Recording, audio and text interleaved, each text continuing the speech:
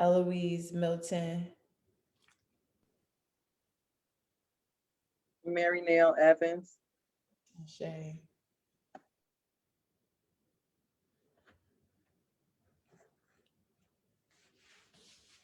Deborah Love,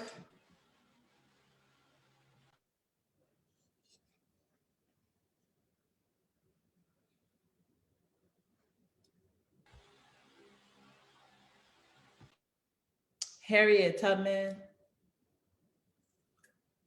Lorraine Hansberry, Queen Nzinga,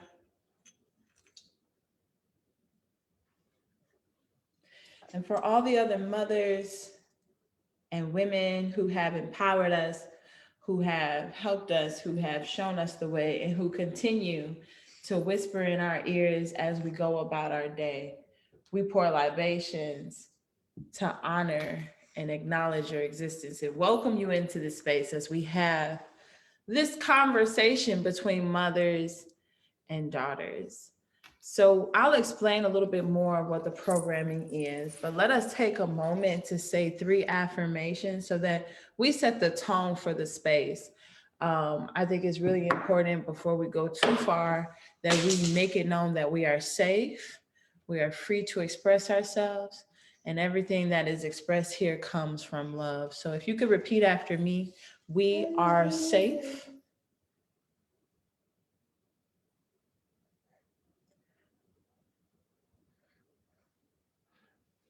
we are free,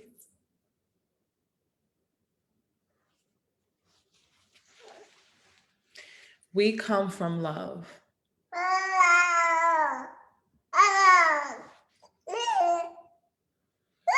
Okay, so I talked about the fact that we're here with Miss Katie Baby and the Healing Academy. And really quick, our mission with the Healing Academy is to transform urban communities by offering education for the entire family that inspires solid minds, transforms whole bodies, and rebirths the full soul. That being said, we stand on 6 pillars, which include social emotional learning, literacy, history, spirituality, visual and performing art, and health.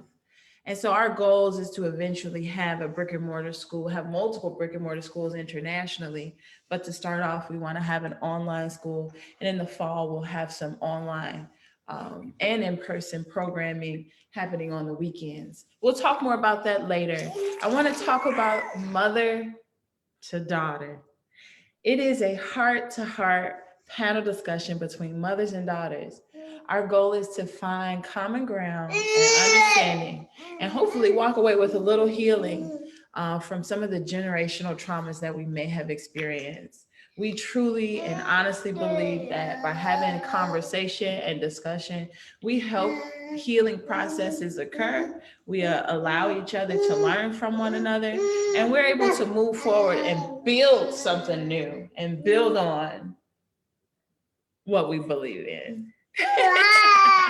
So if you're down, I'm down. Let's be down. We're going to welcome our wonderful mother-daughter host, Miss Ernestine Battles. She is the host and creator of A Mother's Love, a talk show under the umbrella company Love is Rooted in Happiness. Ernestine is a single mother of 4, and she works very hard to make sure love is the center of everything that she does. Miss Natalie Battles is also the co-founder of the Healing Academy. She also has the Melanated in America brand production company that has. You want to do the introductions?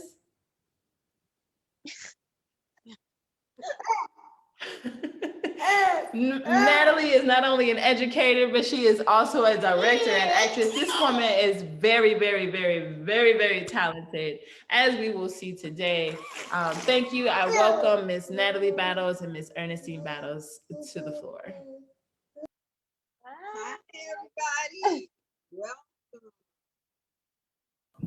Welcome, everyone. We are so happy to be here. I am Natalie Battle. This is Ernestine Battle. and we are the hosts of A Mother's Love.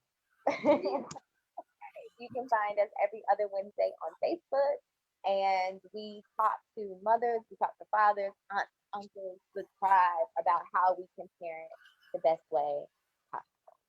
Yes, we do. And we're super excited to host this panel discussion today with some amazing mothers and their beautiful, beautiful daughters.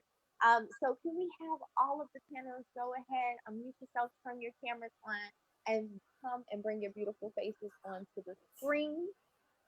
We have Carlisa and Journey Commons. Come on up, Carlisa and Journey. We have Sante and Naja Tate. Come on up on the screen, you guys. And then we also have Vega.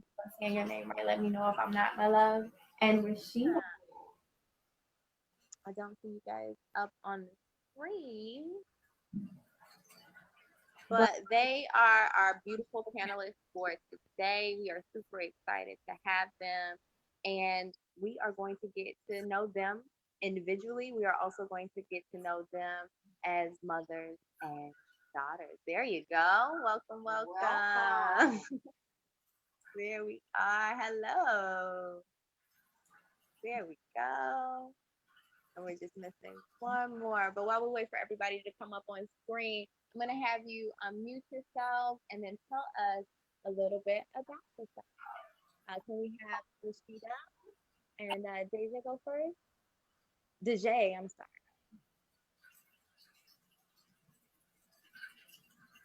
Hi, my name is Dajea Alford. I am 13 years old.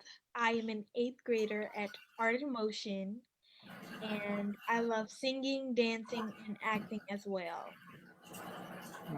Thank you. Hi, my name is Rashida Alford. I am a mother. I'm a wife. I am a youth coach. I am now a supervisor for Contact Tracy. I manage 16 employees. I also have my own non-for-profit organization called CYC, Chicago Youth Conference, that I've been in existence over 8 years now. I also have my own business, which is called Attach the Patch, where I take blue jean jackets and add patches to them as well. And I have 2 other children, a son by the name of Donald III and Devon Alford. Oh, okay. Nice to meet you. And next, can we have Sante? Good afternoon, everyone. I am Sante Harden Tate. I am also a community educator and advocate, too, for a nonprofit organization for their sexual assault program. I am also the host and creator of Oh We Gon' Talk, which is a web show that talks and discusses generational trauma and curses. And I am a proud mother and wife, and I have one of my greatest gifts in life with me right here, my daughter Naraya Tate, and I will let her introduce herself. My name is Naraya Tate, and I am 14 years old. And my talents have to be drawing and creating stories. Those are the 2 things that I've been really working on for the past year now, and I've been getting much better over the year. Nice. Welcome, ladies. And then Carlisa. Hello, everyone. I am Carlisa Thomas, and I am the owner of Purple Ribbon Chef here in Chicago, Illinois. I am also a lupus and domestic violence advocate, author, and speaker. And this is my daughter, Journey, and I'll let her introduce herself. Hi, my name is Journey. I'm an eighth grader at Art in Motion. I'm the owner of Journey Slime Academy. And that's it. Welcome, ladies. All right. Now that we know a little bit more about our amazing panelists, young and seasoned, we're going to go ahead and hop right into the conversation. So if anyone has any questions you want to ask along the way, you can feel free to go ahead and drop those down below. But before we hop directly into the conversation, I do want to help guide people who may be on the Zoom with us on how to use this the best way possible. So if you're on a computer, you want to go to the icon at the bottom of the camera, click the arrow, click video settings, and then you want to click hide non-video participants. That way you'll only see the panel and you won't miss a thing. Also, we want to make sure everyone stays on mute unless they are speaking. And then if you are on your cell phone, you want to click more. You want to click meeting settings and then slide the bar over that hide non-video participant. And you'll be in the money.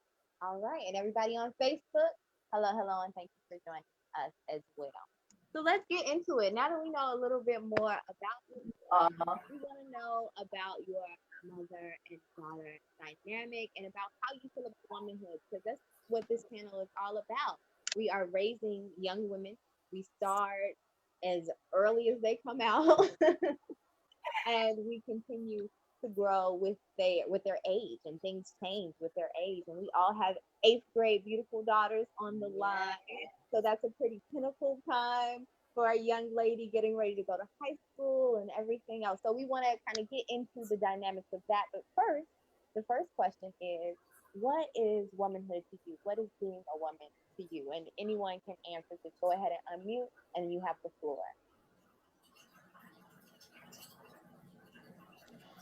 I feel like womanhood is more than just one definition. You can't sum it up in one thing, and it's very unique for each woman as well.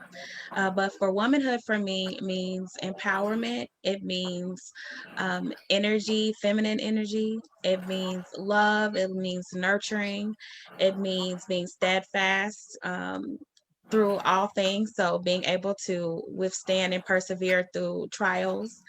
It's mothering, it's wisdom, it's so much so difficult to express in just words itself. It's an action, it's a feeling, it's just it's so much, it's everything.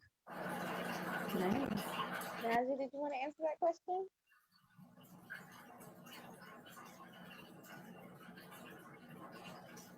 To you. Okay.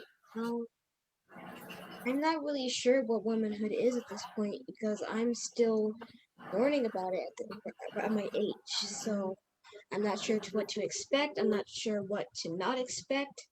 So I'm just going off of what I know right now. And I think womanhood is just living your life, basically, as a woman. That's what this conversation is all about. We know a little bit more. Thank you for your time. I want to go next on what is womanhood? What is being a woman?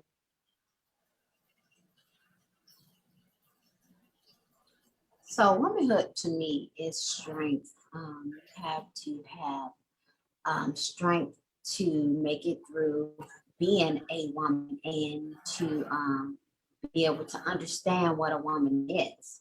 A lot of times we as women, we don't know the power that we have to be a woman. And so being a mother and growing up to have mother figures in your life, if your mother is not around, doesn't necessarily mean it has to be your biological mother. It could be another woman to instill strength in you, power in you, and to help inspire you to know who you are.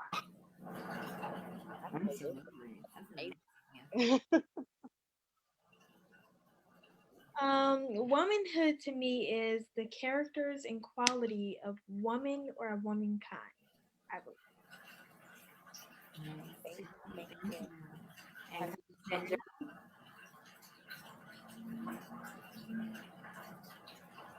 Can you hear us, Carlisa? Carlisa and Journey?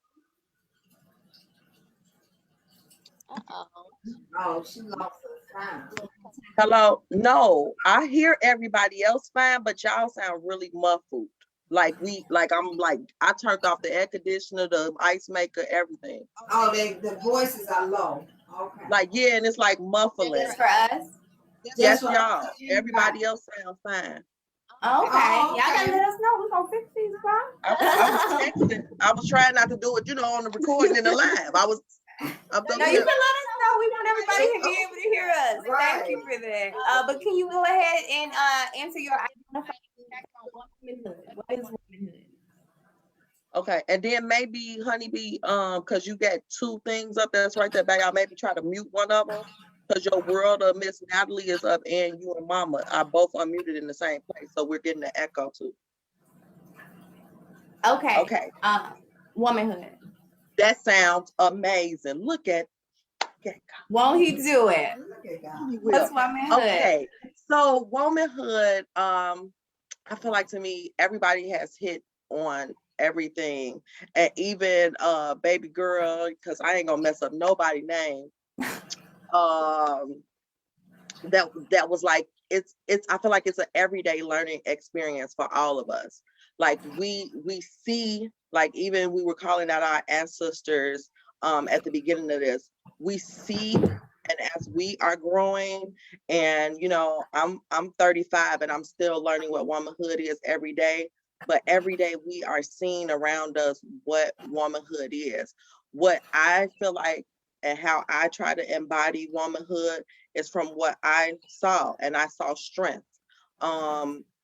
Not necessarily that, you know, it is right for us to be as strong as we have to be, but I feel like a lot has been put on the backs of mothers, you know, because this is a Mother's Day panel, and a lot of us have been either raised by single mothers or became single mothers in some form of fashion, and we've seen the backbone of women within our community so much. So womanhood embodies for me just that word, strength, to endure what absolutely sometimes, and to other people, and sometimes the amazing men that we love, whether that be husbands, brothers, cousins, whomever, is like the impossible, because we see them, you know, get a splinter and they be crying, and we be like, what is you doing?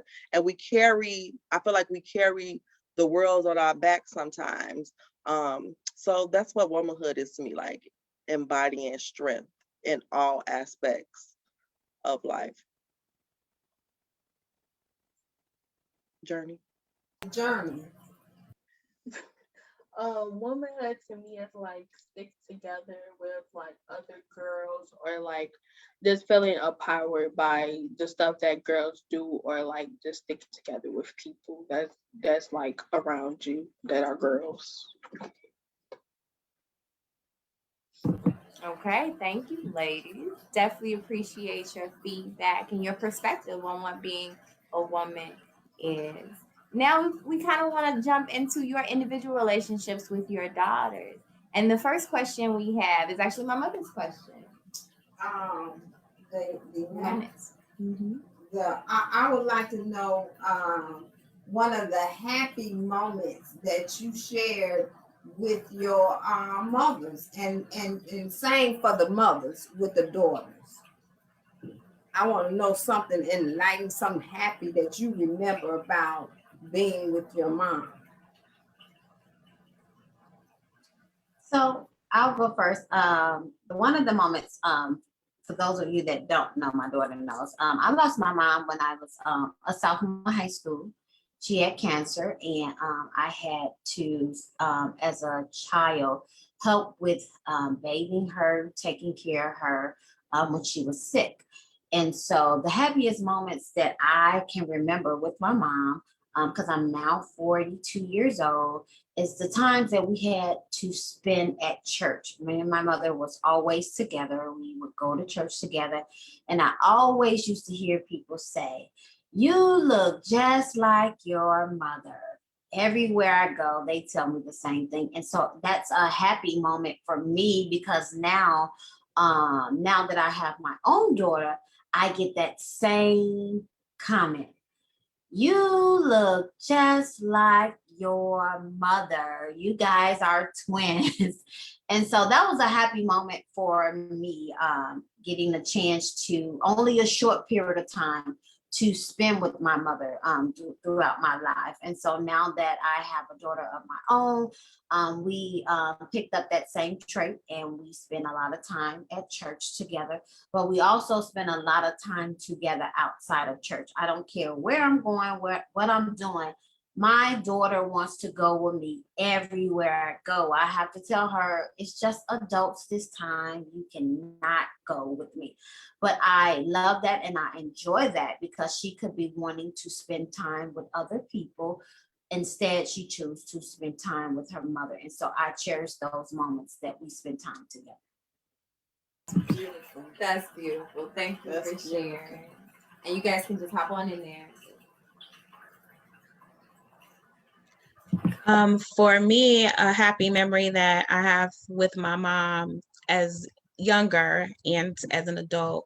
Younger is I used to love going to bring your daughter to work day, and then they changed it into bring your child to work day. And I used to look forward to that every year. I got to spend the whole day with my mom. For those of us that had parents that had to work full time, you didn't get to see them as much as maybe you like with them being at work. And then, just the evening hours. So I got to have the whole day with my mom, spend time at her job to see what she does on a day to day and just see her in action. And it was always inspirational for me to want to be a working mom as well and be a working woman.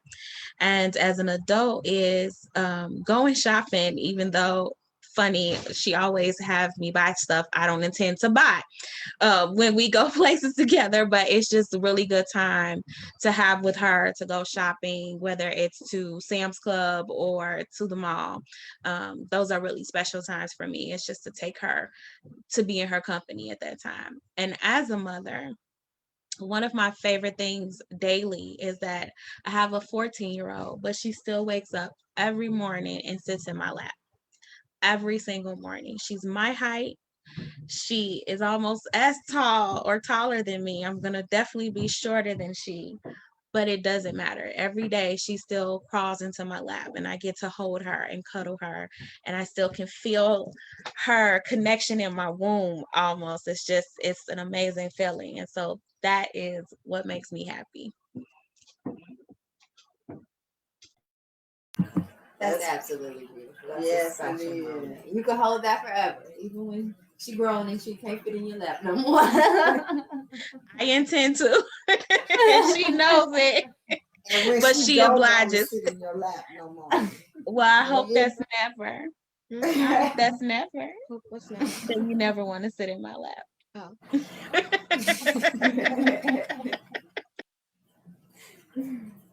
Okay, anybody else? Yeah, I'll go. So I feel like some of my favorite moments with my mom, I'm gonna, steal the early thing. I feel like thinking about, and quarantine really did this for me because I feel like when you're always around people, you don't even kind of realize like so much that you're grateful for. And our family is always together. Like this is the most I've been in my house since I've lived here. And I will be living here like 9 years. Like this quarantine is the most I've seen my house. Because I'm always at my mommy's house. Right. But like growing up, I feel like it was definitely the cooking and being in the kitchen because I feel like that's where I got that chef bug from. And a little bit about like seeing her in action at home was different from when I used to love going up to her job because she worked for CPS in the kitchen. I liked it especially because it was like other kids were at school and I didn't have to be at school. Like I was in the kitchen with them. And it was mostly because I was sick with lupus and it had to be like days she would have to take me to the doctor or something like that. So I would get off. But then what like I've really like grown to miss because I'm not the lovey-dovey one in our family and stuff. But like if it was, ever a lot of us or something, like, and we all being in the bed together, like I really miss like just being in my mom's bed and watching movies and stuff. So I'd be hating on Honeybee or Natalie, I'm sorry, Natalie, because they're together and I'd be like, oh, I just miss getting in my mommy's bed and eating her snacks and watching movies. Like Yeah, that's like my favorite thing with my mommy. Journey, and this is on top of my mind because we were talking about it last week. I like my favorite moments of her. She's pretty cool now, but she's bigger than me, as you can see. I was like, that getting a lap thing is really cool. I wish, you would get in my lap. She was like, I'm bigger than you. I was like, yeah, you kind of crushed me.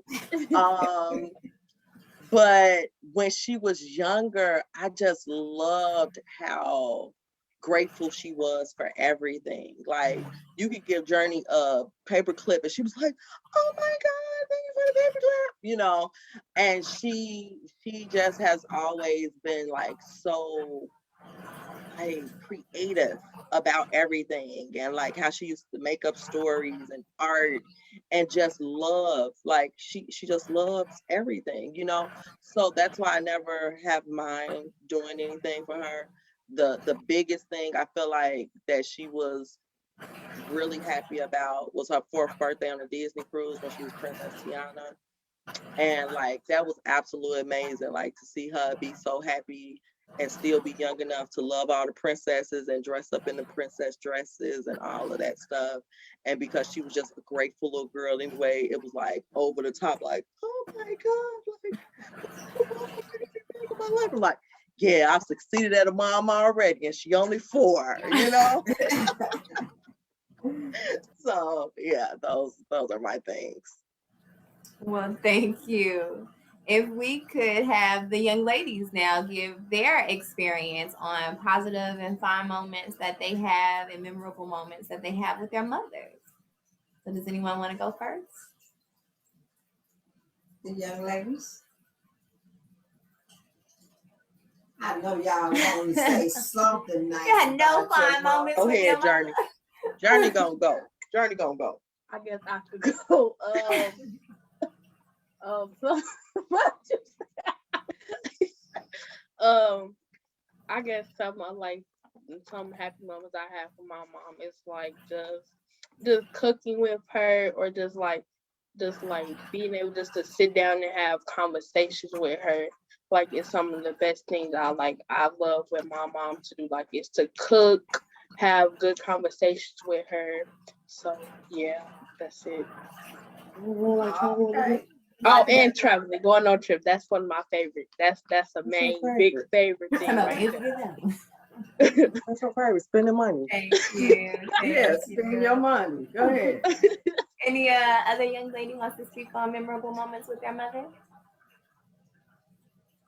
One of my favorite moments with my mother is going shopping with her. She takes me to go get makeup because I love doing makeup.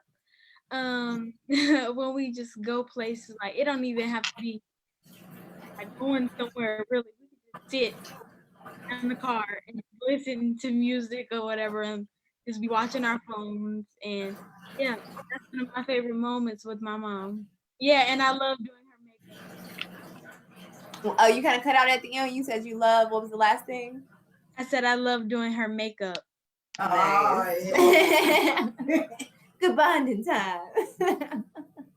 And you're a makeup artist, right? Yeah, yeah, yeah. I'm getting Claim there. that thing, girl. Look, her mama, yes. Mama said yes. Claim it and it's already done. Yeah. Start early. Absolutely.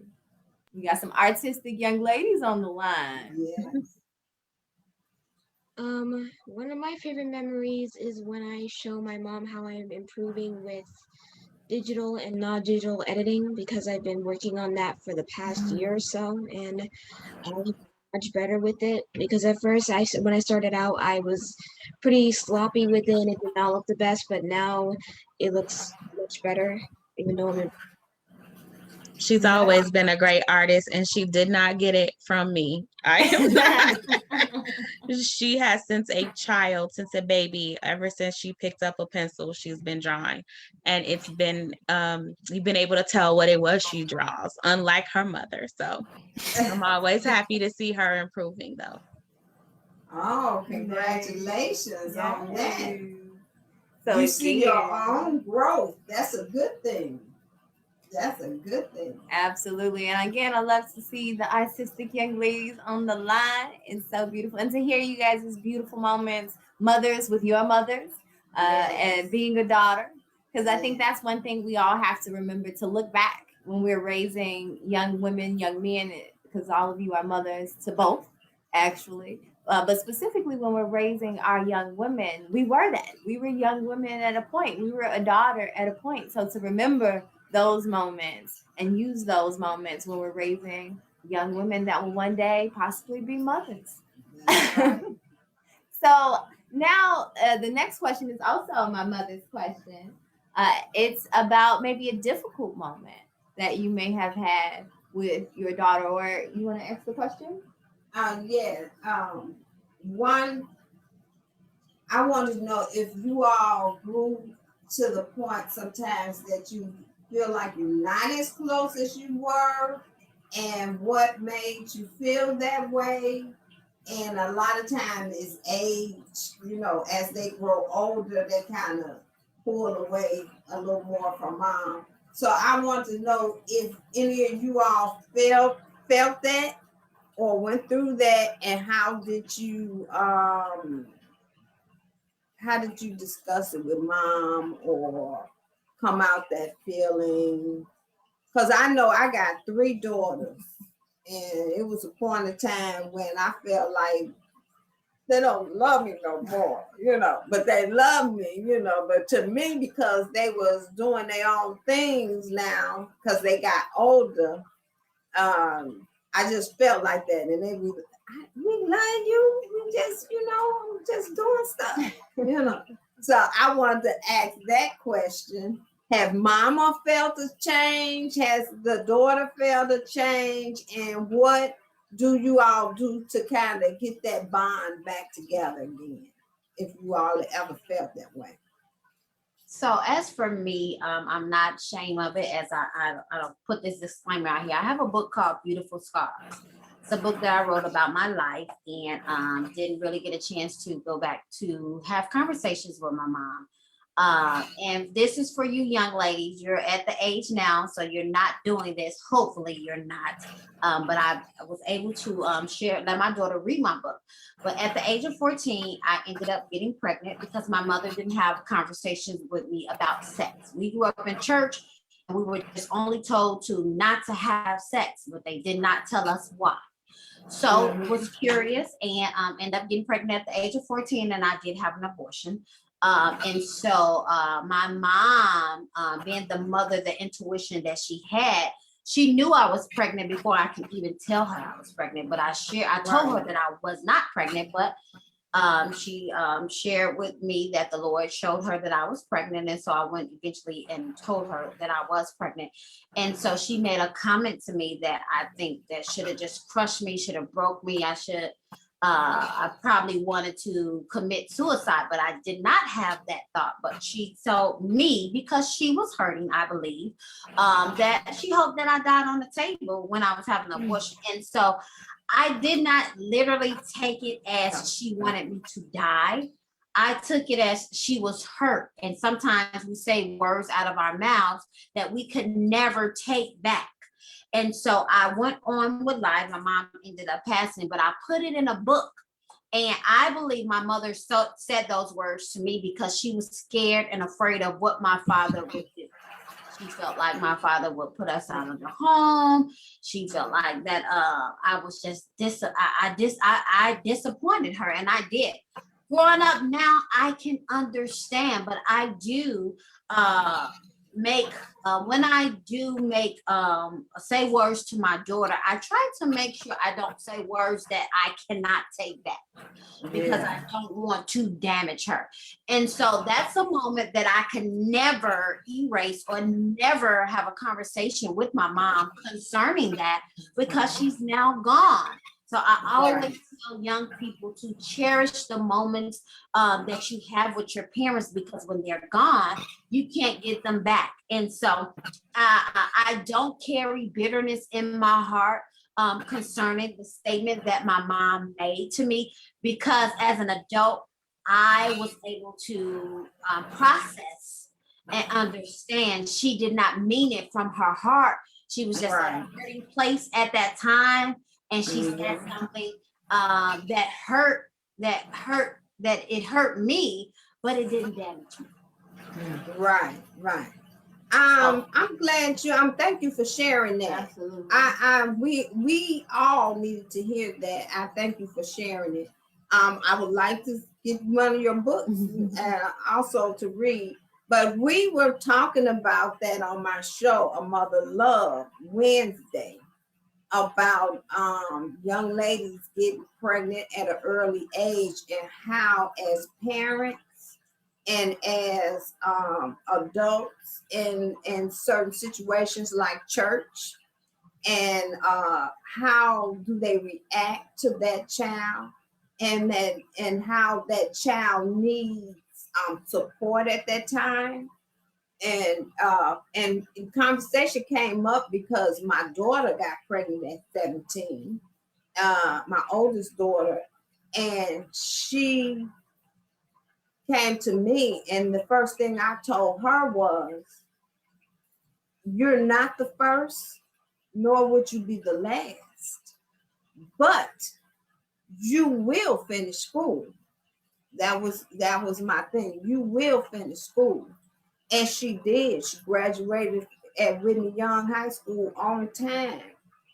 Me, the baby, and the rest of the family was there cheering her on.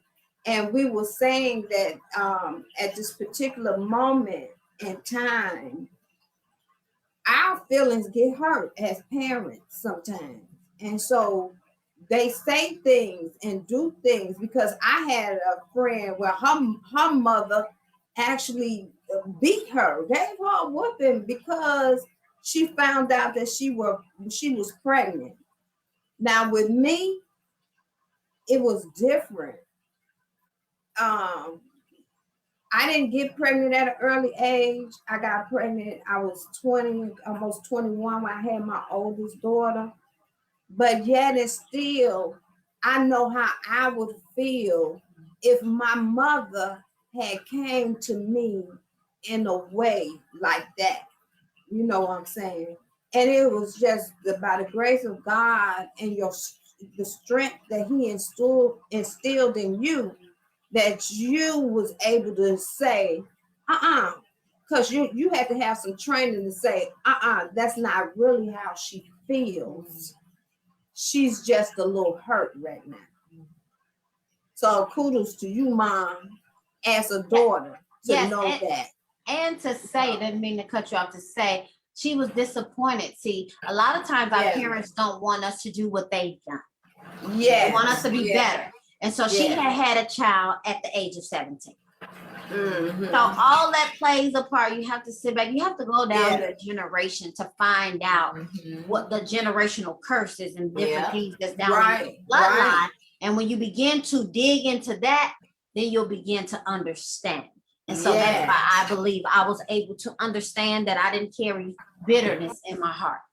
Yes. Good job, Mom. Good job. As a child and as a mom, to realize that. Yeah. Absolutely. Does anyone want to go next?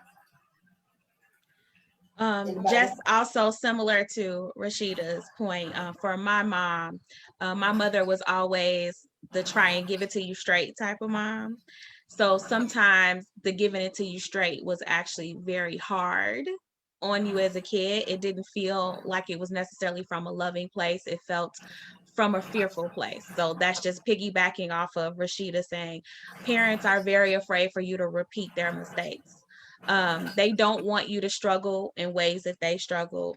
And I think when you have a daughter, especially, I also experienced that when I became a mother of a daughter, is that you want so much for them not to be you and not to walk in any of your struggles or your obstacles. So sometimes you can push them to a fault or to their detriment to try and deter them from making the same mistakes that you made. And because you haven't dealt with or forgiven yourself for whatever mistakes you made, you perpetuate that, and that energy is passed on to your daughters. And that was something that was super important for me. And I could have lost her if I did not realize that sometimes I have to be very careful when I'm frustrated or I'm upset. I'm human. And so some of the things I try and tell her and her brother is I'm a human being too. And right now I'm feeling some things. So we can't discuss this right now. So let me have a moment. You go to your room. I sit and marinate. And then I always try and go back and explain and talk to her from a place of understanding and communication, which is a generational curse in itself.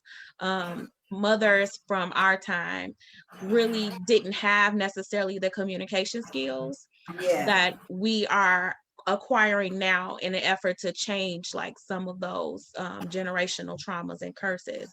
And so I don't always get it right. And I'm sure she'll attest to that. Sometimes I still fall short, but I think she also could also attest to the fact that I do try and do better. And so that's really what it is. As a mother, that's what it means to be a mother, because there's no handbook. We don't get a handbook.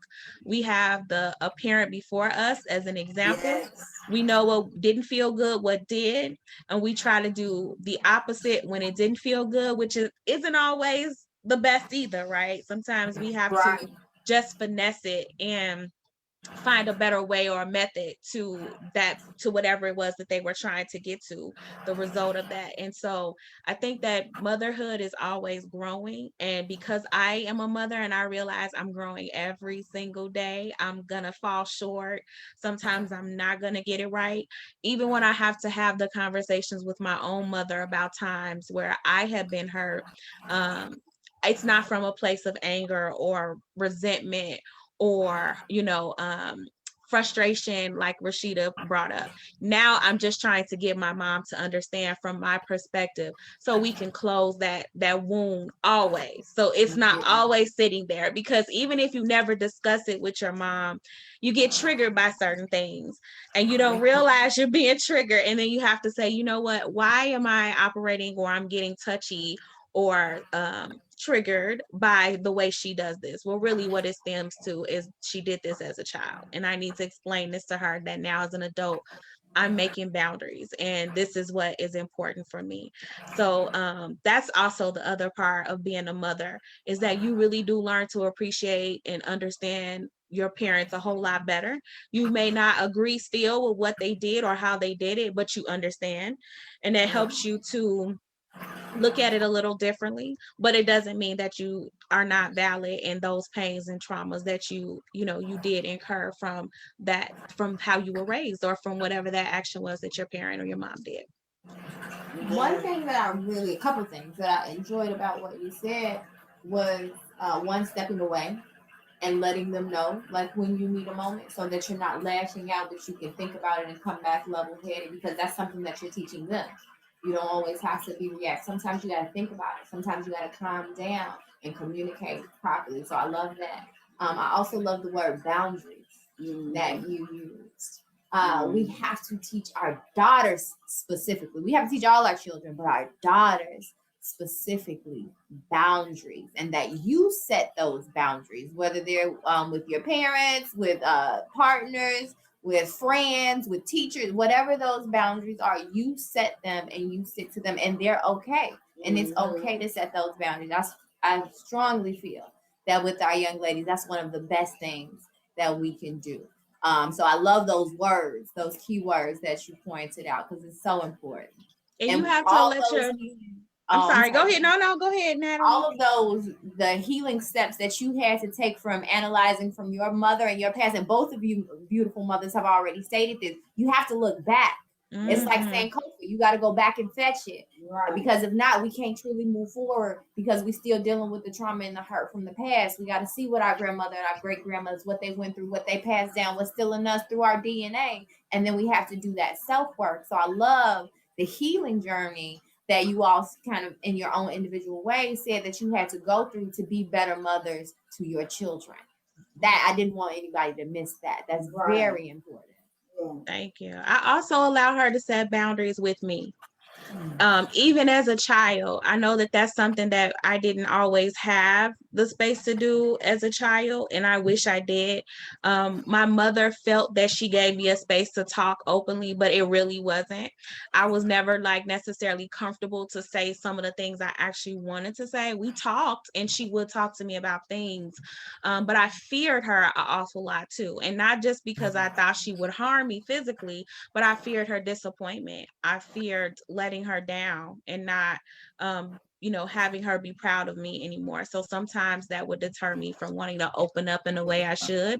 And I don't want that for her. So I am a open book. If she asks me a question, May I ask something? sure, go ahead. I want you to know this because I think that it might be crucial to make sure that we have a healthy relationship. And that is that, to be honest, I do fear you when it comes to telling you about things that bother me because I've done that with my therapist and I've done that with one of my teachers, and I realize that you do tend to take things the wrong way or not the way that I thought you would not be able to take them. That are trying to get everybody on my side when I'm really just trying to express myself and let people know how I'm feeling and if they can do anything to help make that not so much of a problem. For example, I know you said not to bring this up ever again because you talked Maya to is not here. sorry. Sorry. I thought it was a Yeah, safe space. it's a safe space, but we have to allow that's a conversation we can have together. But I love that you went there. I We do. have to have those moments with our parents. So that was a beautiful moment for us to witness. Thank you for sharing that with us. And you guys can definitely have that private moment. But that's really important that our daughters feel they can come and talk to us about anything, any of our children. But again, our daughters can come and talk to us about anything. So that just showed and was a testament to you all's relationship. That she could say, hey mom, let's talk this through. That's beautiful. And it's necessary. And every parent needs that with their children because that saves lives. It does. It does. And I'm grateful to her for doing that. But I know that some things, this isn't the platform for that, but we will talk about that. Absolutely. Right. But it's that start in the conversation. And that's what we just saw today. So thank you. Thank you both. Thank y'all. And that's what this show is all about. It's starting the conversation. It's starting to be able to come out and speak how you feel to your mom. I always told my children they could tell me anything. I'm all in their business. You know what I'm saying? But that was a good thing, and I appreciate you and her for feeling that she could talk to you because she hears and she's listening to what you're saying, so she react to that. You know, so thank you for that. Yes. Thank y'all for letting us have that moment because we know this wasn't what this was about. So thank y'all. No, that is what this is about. That's exactly what this is about. Starting knocking down those walls between mothers and daughters, being able to see eye to eye, heart to heart, and really open up to each other and communicate to each other. Not even just on a surface level, but on a really deep level. So you right on, sis. That's what it is. Yes, and just to say this, that was great because growing up back in the day, we couldn't do that with our parents. Not at all. It's do what I say, and that's it. Cut off. So I just want you to know. And I probably would have got a different reaction from my mom than I just gave her. My mom would have been like, "That's house business." Right. What goes on in this I'm house just like, stays in let's this talk house. about that in private if it's a very specific issue. Yeah, if it's a sensitive subject, or a very exactly, that's for you guys to discuss. But agree, it's some parents that can't have that conversation. But the problem is if we can't have that conversation and your children and your daughters don't feel comfortable with bringing you information, then we open them up to the world where they feel like they have to go and talk to someone else and get wrong information, or they just don't tell you some of the things that they may be struggling with, and we don't want to open those barriers. So the fact that you two are really communicating with your daughters, and from what we see, your daughters know that they can communicate with you, you're winning. That's beautiful.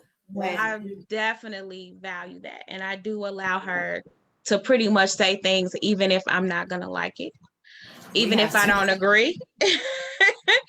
Even if I need to take that break where I'm like, okay, I can't explain to you why I did something this way right now. So let's revisit it later. So I know where she's going with this conversation because we've had this conversation similar before. But I also need her to understand that I know her. I know what to expect from you.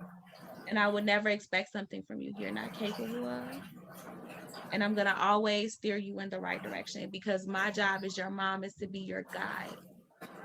I'm your guide on this whole thing of life as best as I can be. But I'm going to fall short, but we can definitely talk about that. Okay. Absolutely. Yeah. Beautiful. Thank you for sharing that with us. Thank you. Yes. Naraya's point, like I wanted to hear her perspective because we are hearing a lot about mom and mother perspective. So I wanted to wrap up and let the mothers go and then have the daughters have a chance to go like we did the last question. Yeah. Dion? I'm You not said sure you what happened. wanted the mothers to go, right?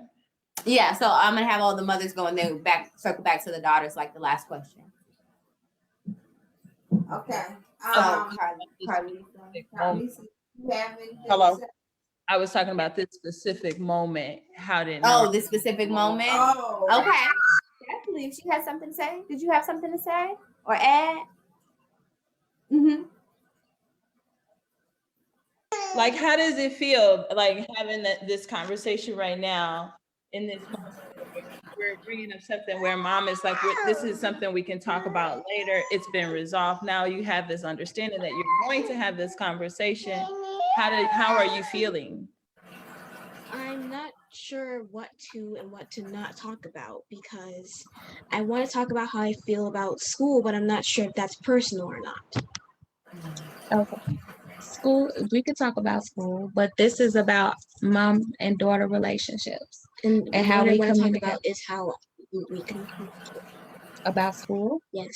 And so what Dion is asking you is, how do you feel now that I'm saying that we will have the space to talk about that further later and that you do have the ability to talk to me about those things? That's what Miss Dion is asking. I feel much better than I felt the other day because I did talk to this with my cousins and brother. And now that I thought about it at the time, I felt like I wasn't able to speak to you about this stuff anymore because I did not gonna be happy with it. And I was either gonna get a result that was not gonna help anybody or was only not going to make me feel any better and possibly even worse. So now knowing that I'm in a better space to bring it up again, I feel like I'm more safe, but I'm not sure if I am. You're always I mean mentally safe. mentally safe with me. Yes. You're always safe How do I know? because I'm going to always show you that you're safe. Sometimes it may be hard for you to express something to me. It may be uncomfortable, but I always take in consideration the things and what you say and how you feel. Even if it doesn't give you the outcome that you want, I do think about those thoughts. So anything that you say to me are not just in the air, they're always with me. I'm always thinking about those things. You may not see it that way because maybe the change or the result didn't go the way you wanted it to, but I'm taking those things in consideration for what's best for you because you can't see that always, but I don't just dismiss it. I hear you, I care, and I consider every single thing you say. So you are always safe with me. Yes. Your thoughts are always safe with me. Yeah. Thank you, Yes, ladies. thank you so much. Thank you. All right. And thank you for sharing and being vulnerable, Naya. I really appreciate that. Raya. I fixed it. I was like, Mariah. Now I'm merging the two young ladies' names. Baby, I'm gonna be okay one day. You got it, sis. And thank you for letting us know that you feel better about the fact that you can have a conversation with your mom later on. Thank you so much. We appreciate you. Yeah. And your mom. Okay. Okay, got you. Carlisa.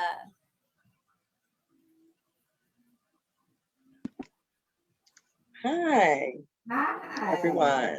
So, um, thinking back to my childhood, um, I don't know. I felt like I was always grown. So I don't know, maybe Ernestine can speak on if it was a point. I felt like, because I was on the outside looking in, I saw it with the other children when it was some issues. But the only issue I felt like it was with me, which is the issue that I still have today, is my mouth, you know? Yes. So I was only like slapped in the mouth and stuff a lot, popped because like I felt like, and I feel like I've gotten a little better. Like I want to get my point across, and even if I am right, and I finally, got it once I got older and, had my own children, like my mom was like, you weren't necessarily wrong in whatever the situation was, but you have to allow me as your parent to handle situations when it came to the other adults, But my thought process was always, She was always I always grown. wanted to, I was always grown. I always wanted to, like, I felt like I wanted to help my mom. And that's, I felt like people, because, my mom even had stories, she was smaller than all of us. And I felt like people felt as if they can walk over her, and she was this church lady and so nice. And so like how it's like the memes and stuff with the little sister or the whomever, and it's like, move out my way. Like I felt like that I was that for my family, because I'm like, these people are too nice, like, and but then as I got older, I was like, oh no, she can actually handle stuff. But by then I was getting popped in my mouth so much, and then it was a repetition of things, now I'm used to doing it. So, the pops in the mouth didn't help me, because, I still kind of do that. I feel like I understand now, and I worked on it a whole lot. I feel like that definitely, once Journey got to a certain age, with within our relationship, I started seeing like, oh, okay, these teenager stuff, like, I felt like I was really lax with they, like I said, I was never really home. We were never home. So we're always on the move, always at my mom's house and stuff like that. So especially in this year of quarantine, like having responsibilities, and I'm like, I want you to do this and this, and they're like, yeah, we too old now. Like, what do you mean? And I feel like I am revert back to the Mary Nell in me, which is my grandmother, and what we were talking about with like you all's parents, and it's like, oh, okay, it's my way or the highway. Like, what is this new age stuff? These kids talking back and stuff. And I'm like, why? Ain't no why, because I said so. So I be like having a fight between being okay, let's take you to therapy and work through these issues type mom, and the mom that's about to go off, because who are you talking to or playing with? So, I'm still struggling with that daily. I feel like me and Journey's relationship is the best it's been within the last a couple of years. Therapy is working amazingly for us. But I still have my moments. I'm finding myself using what you were talking about, like calming myself down to like, okay, let me take a minute before I go in, because I'm one of those go in type of people, So I'd be like, okay, I'm gonna ask them 3 times. Oh, they're still not going to do it. That third time it's like bomb, right? Where at first I was going off the first time. So I feel like I have progress. But they're getting older. Journey's 14, Cedric's 8. So it's like I just, I have to think about, so I have lupus. I have to think about my health, because then I get upset, and then my heart rate is elevated. Then I have chest palpitations and all of this stuff. And sometimes I feel like how my mom felt. I felt it, a couple of years ago, I think, when I started them in therapy and stuff. Like, I just felt like my kids, like, I've done all of this for you, and y'all don't love me. And I have lupus, you don't want to help me, like you don't care. And then it was just like, I feel like they're being kids, and I did not have a lot of structure from them. And within our lives, we went through a lot. Everybody that knows me know I have a book on domestic violence. And so that was something that I went through. So that was something that they went through. So we had a lot of underlying stuff that we had to work on, and that was affecting our relationship. And so when I'm expecting something to be one way, I have to take all of that into consideration. So I feel like that's why, I get to let me try to ask you 3 times, instead of blowing up the first time. And also because my mom is always on me. The only time I don't really get mad at my mom, I feel like it is nothing from my childhood. Maybe everybody else has something different that she could have done different or anything like that. She tells me and tells us, because I'm the one that's hollering all the time. Like she used to holler when we were little, but then she realized it when we were still little. And so she stopped doing that. So when she sees me upset and hollering, she's like, Carlisa, don't do that, because, I had realized that, I wasn't doing that right, and I did that to y'all. So I don't know if subconsciously I remember, but I don't remember that. I don't remember that. And the only time I kind of get upset is when she comes to me and she's telling me that, because then I feel like okay, you're telling me how to parent, but they're not doing what they're supposed to do. But then you tell me, oh, you let them get away with too much. Oh, they got to be the bad. And then I'll just be like, oh. But I literally have never been mad at my mom over probably like 5 or 10 minutes in my life. Like, so I feel like I'm very lucky on that. I don't feel like I have triggers from anything with that. Because even her slapping him in my mouth, I guess it didn't work because I'm still doing the stuff. So I tell Journey, like, I be trying to instill the fear of God like grandma used to do. Journey is not scared of me. Her friends are scared of me. That's what we were over here talking about when y'all talking. And I'm like, man, that's what I be telling you about. I'm like, pop you in your mouth. And Journey be like, I'm not scared of you. And then she's like, but so-and-so is. And her friends be on the phone like, Journey, you better get off the phone and clean up your room. Like, and Journey be like, I'm gonna take that phone.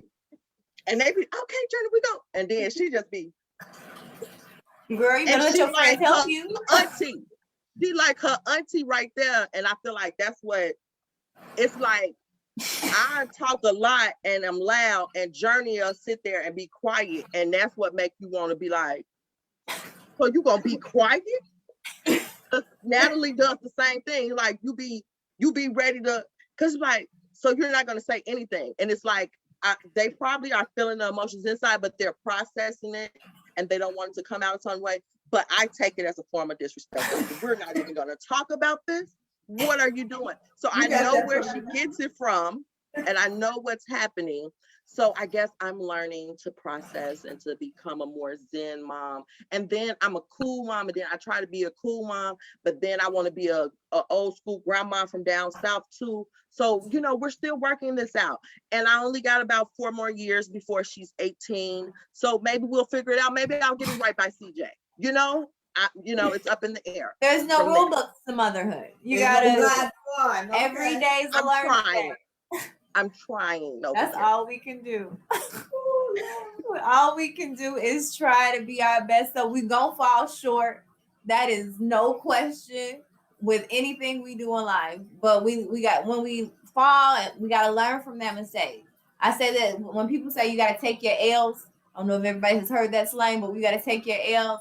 It's not your losses, it's your lessons. Yes. We're gonna fall, but we don't lose because we gained knowledge. If you allow that to be a thing, because you have to be receptive to what that mistake was and how you can change it and be better the next time. So as long as we're trying, as long as we're working on being our best self, and we're working on trying to heal and be the best parent we can be in that moment, because moment to moment it can be different. Yeah. In that moment, we're doing the best we can, and our children are lucky for that, because it seems like each of you are trying to grow. and be better every day. And that's all we can ask to be and all that everyone else can ask for.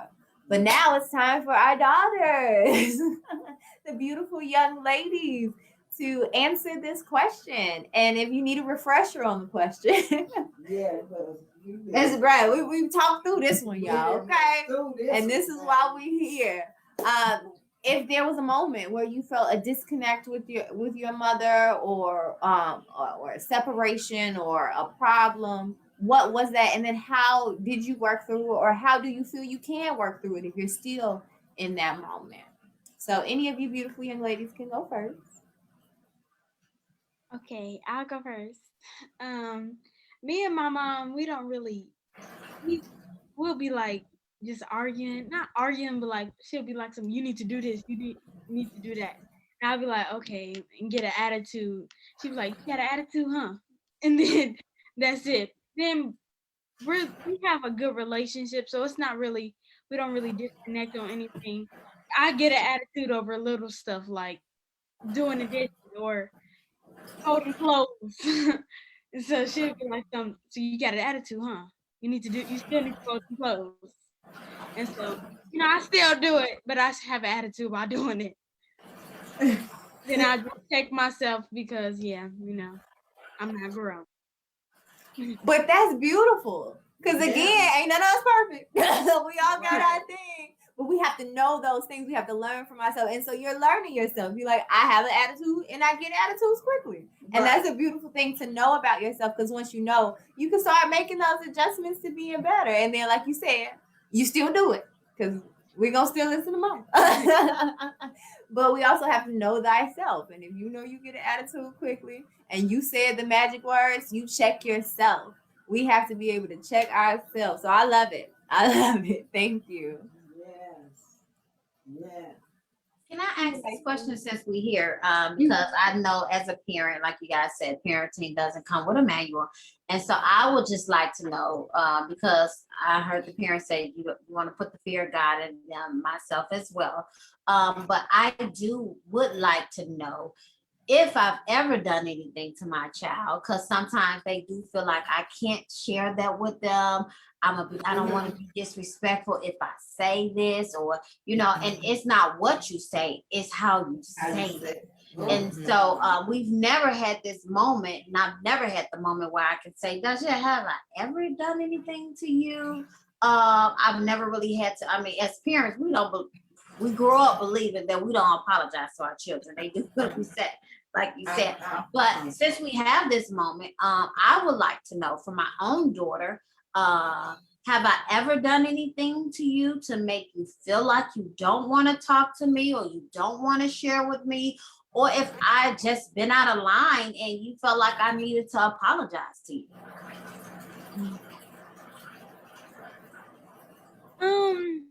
No, not really. I know when I need to bring myself back together, and I know, like you'll be like, I know what you mean by saying certain stuff. Like, I don't know how to explain it, but I know what you mean. So I wouldn't take it as anything, because I know, oh, she just saying that I need to do this, or just saying that I need to do that. So it's fine, because I understand. You need to do this stuff in order for you to get. She does help me with a lot of stuff.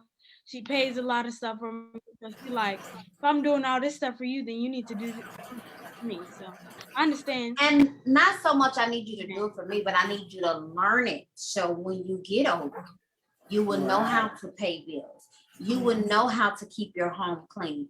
You will know how to be ready for your husband. Some of these things, because we get into, you guys are at the age where boys gonna start liking you. You're gonna want to date, and so I'm very big on making sure you keep yourself clean. You know how you have your little girly that's going to come. For those of you who have not had it, and you have to be cleaning those things, because a man doesn't want a nasty woman. Vice versa, you should not want a nasty man.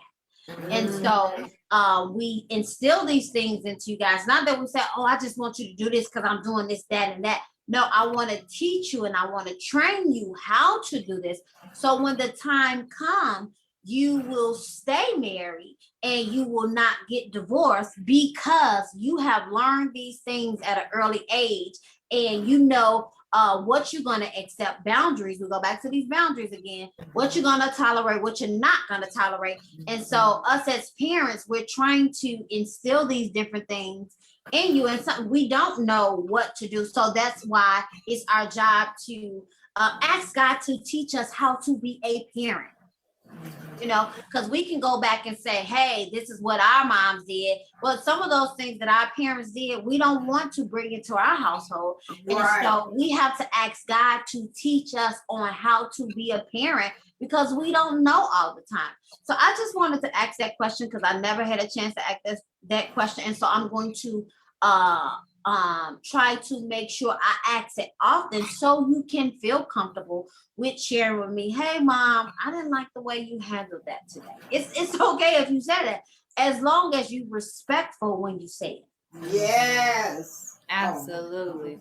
Shout. You gotta shout. Because you said what I say all the time. It is not what you say, it's how you say it. And you describe what we do so well. We try. I think they think that we try to make them clean up and stuff because we don't want to do it.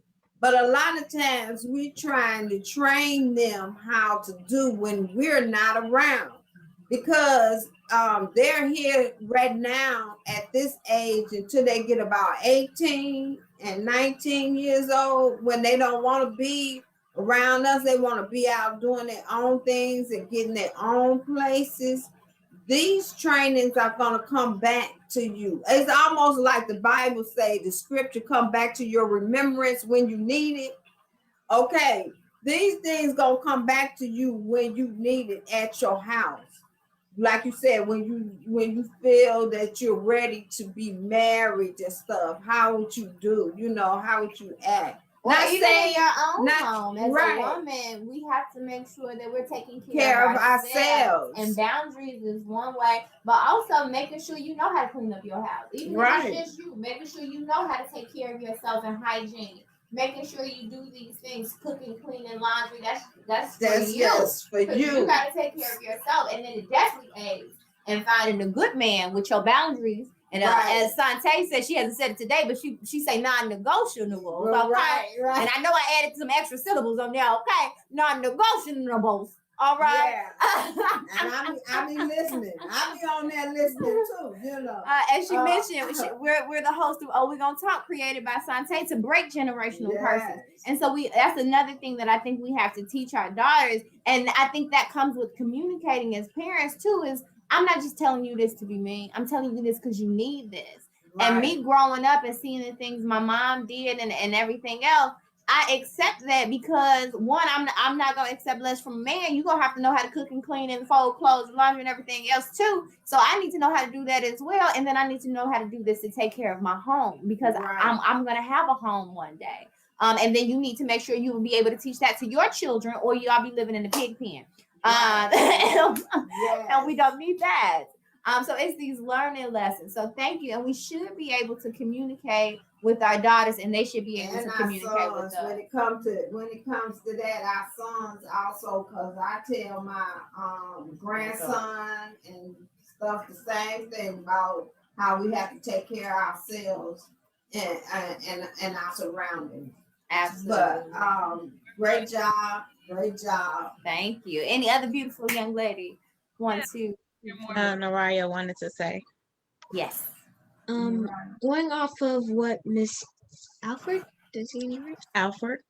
What Miss Alfred said about how respectful you say certain things, I do struggle with that very much, not only at home, but also with anyone who says or does something to possibly offend me, because this problem probably got worse at school due to kids acting a certain way.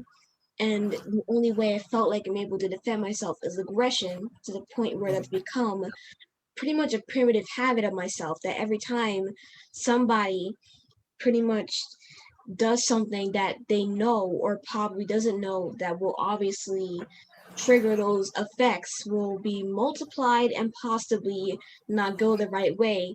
So I have noticed that sometimes I might say something disrespectful to my mother and she will catch me. And I will say this, that I do wish that you would express that I was disrespectful better at times, because sometimes you have expressed it to the point where I either didn't know I was being disrespectful at all to anybody, but you have handled it in a way that has made me feel like what I said should have been said. And I also tend to do this with Kyron too. However, it's even worse with him because he's my brother. And sometimes I feel like it shouldn't be such a problem because he is my brother. But it should not even be a problem. But because I struggled with that in the outside world with kids I should be comfortable with, but I don't feel comfortable meeting the kids at school, it's become a problem even at home. So nowadays, I don't know how to deal with it. So when certain different problems come and trigger those feelings, I'm not sure how to deal with them, how to express them, but the most important thing is how to control them, because nowadays, especially because I've been stuck inside and certain things have been controlling me and keeping me away from doing the things I love and that keep me sane at this point, like school and responsibilities all together. And then when certain things come across with those responsibilities that I thought I took care of, and I try to take care of them with you, but then things escalate and then you say something that makes me feel attacked, my body will automatically say that I need to defend myself, and the only way I feel like I can defend myself besides putting my hands on somebody is saying something that I would possibly say. And I want to work on that, but because I've lost a humongous part of my sanity to the quarantine, body first, and I'm pretty sure you've noticed that. So I wanted to express that with you so you're aware of the problems that I'm facing, because I want to let you know when I'm struggling, but I know sometimes if I let you know how I am struggling or how I see something a certain way, yeah, will know that something in that range is obviously going to make you feel like something either might be wrong with me or something wrong's happening with me. So I want to let you know from that perspective. So those problems either will be limited or might even be gone altogether. Well, I appreciate you telling me that. And I already recognize that. So I always ask you also, when you are getting there, what do I say? I ask you, are you okay? Do I ask you, are you okay? Because I can tell where that aggression is coming from.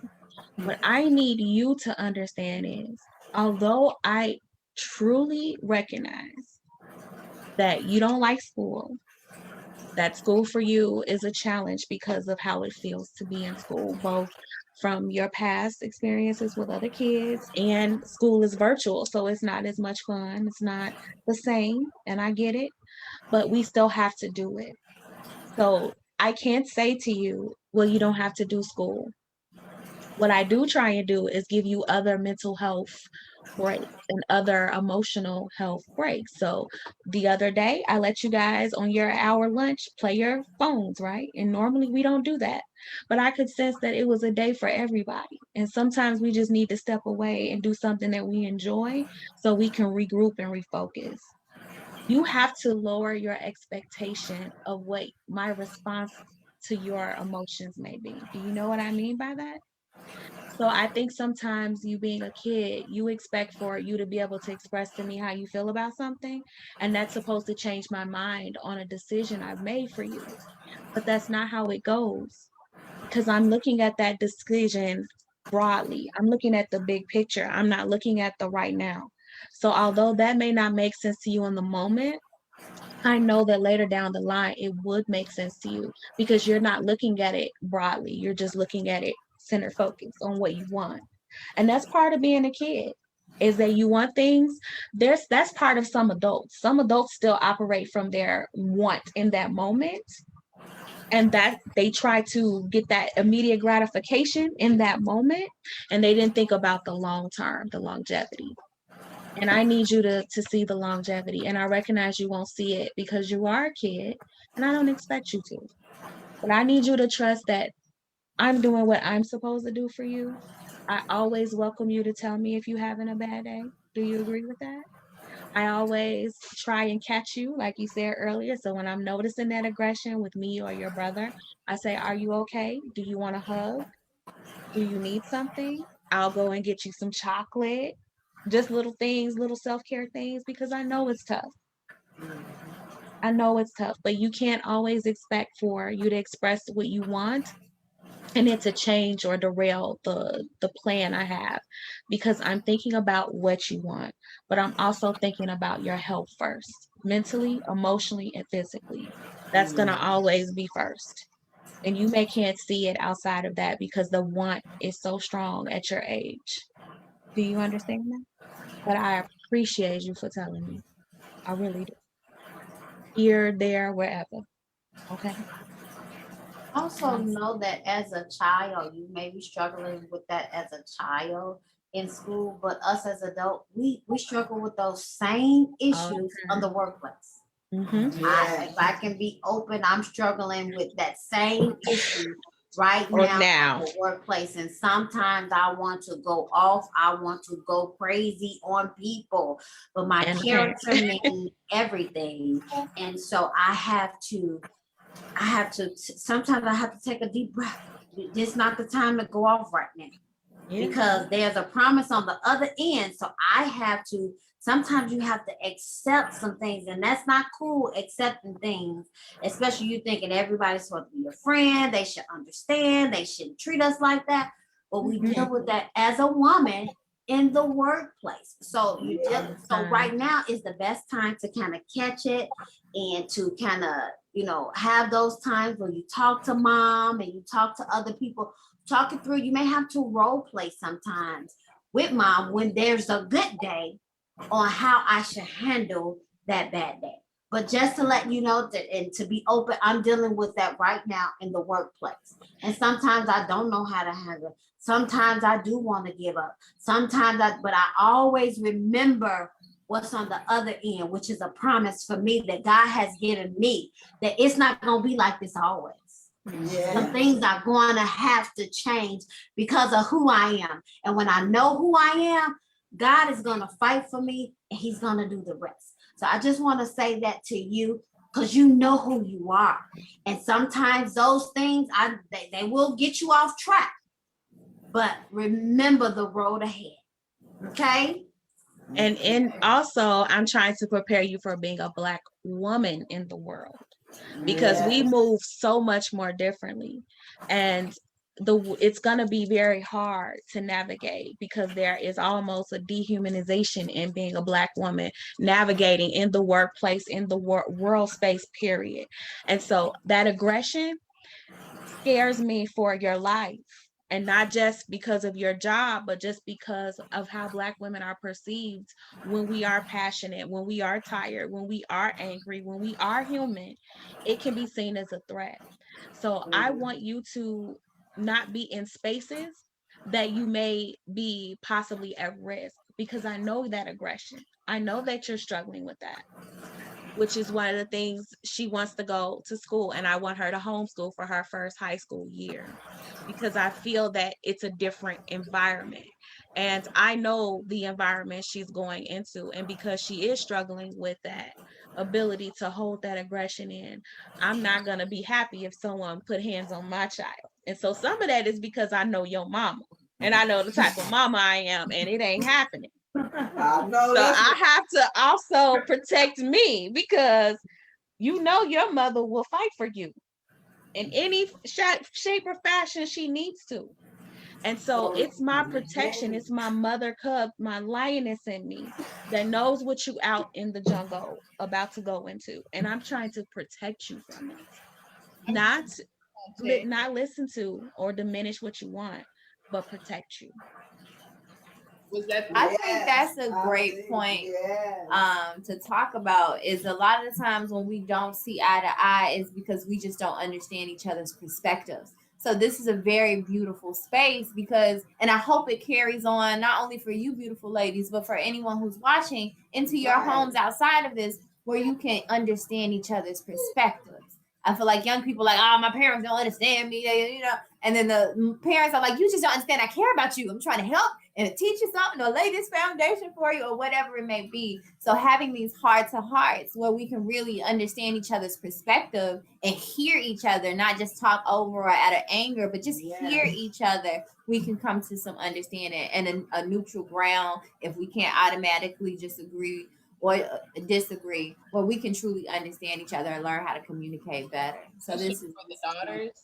Yes, this has been. Hold on, I think Dion is saying something. Dion, did you say something? Yes, we got a question for the daughters from Chanel Lane that actually goes along with what Sante was saying. Mm-hmm. It says, have or will you express how you feel about the things going on in this country to Black girls and women because of their race to your mom? Are you to kind of put it in different words? For the daughters, are you able to express how you feel in regards to the things that are happening in our country to young women and girls that look like you? Are you able to talk about those things with your mom? And if so, how do those conversations go? This is for the daughters. Okay, did everybody understand that? Did you get the question? To just reiterate, as the young ladies, with everything that you may see on social media or the news or however you receive the information with young ladies coming up missing or police brutality or any of these things that's going on, do you feel that you can have these conversations with your mother on how you truly feel about what's going on in the world and your place as a young Black woman? Yes, And you do. Have you had those conversations? And if so, how did they go?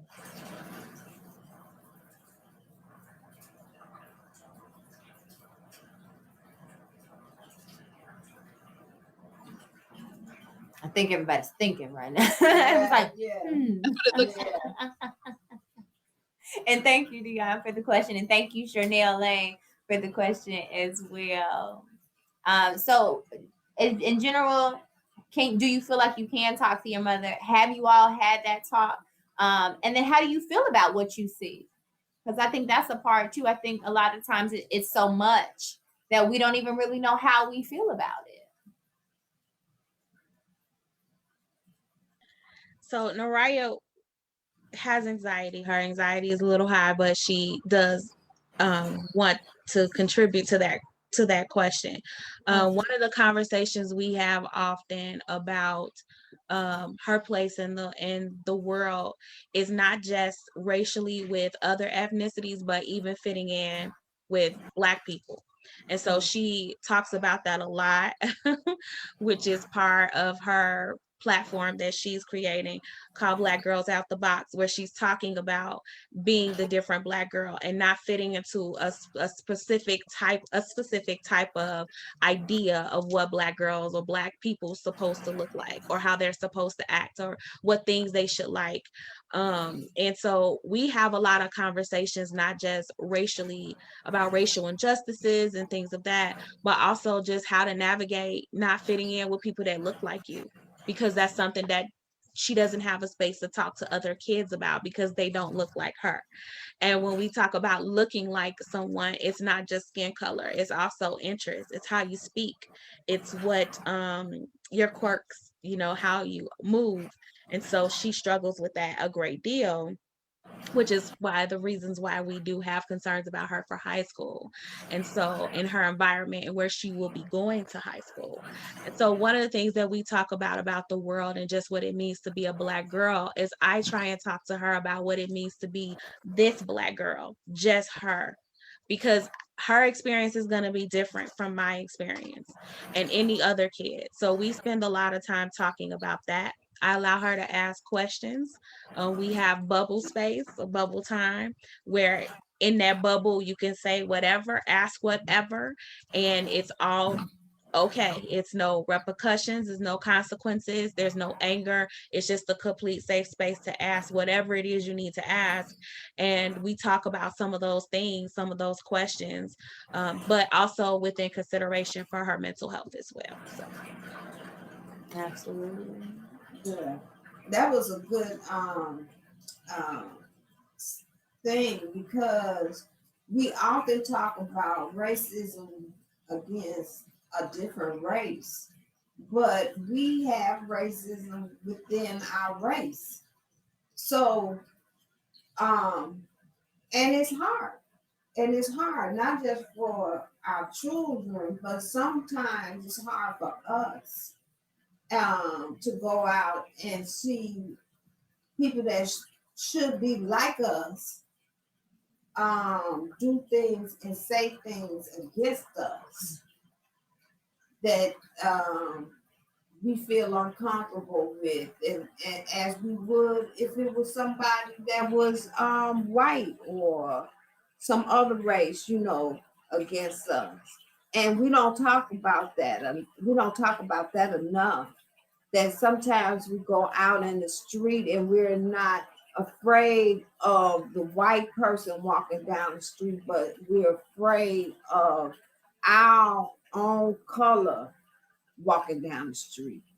And we don't talk about that. We don't talk about that much because we're too busy trying to talk about what the other race, the white, the police is doing to us. But some of us are afraid of our own people and how they come to us as a people. So as being a mother, we're protective over our children in every aspect, in every way. Even if it's our own color, if it's children at a school, even if it's a teacher, even as it's a racist situation, as a mother or a parent, because our husbands and stuff also, we want to protect them in whatever environment that they're in. And this is one of the reasons why we want them to be able to talk to us. Because if they're not able to talk to us, we don't know what is going on in their environment. Because like you said, they're not around us. They're in school. They might be out with some friends. So we're not seeing what's going on out there, unless they're able to come in and say, Mama or Daddy, this is what happened, and I don't understand, or I need help with this. So having that bubble time where they can speak to you about anything is a great thing to do. I had a question for the young ladies, as another question for the young ladies. How do you guys feel hearing about the things that your moms are doing? Dion, you kind of cutting out a little bit. Can you say that again a little louder? Can you hear me okay now? Yes. Okay, cool. How do you guys, this is for the young ladies.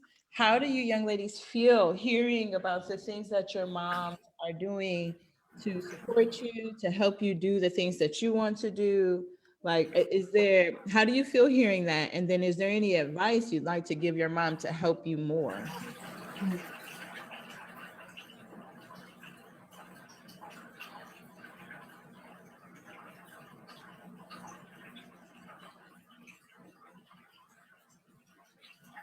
No.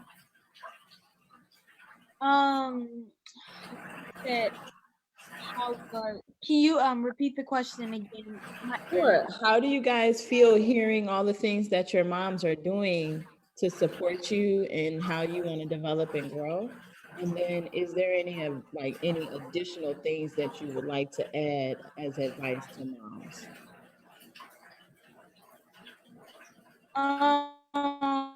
Mama, I feel like it's good because she knows what I need.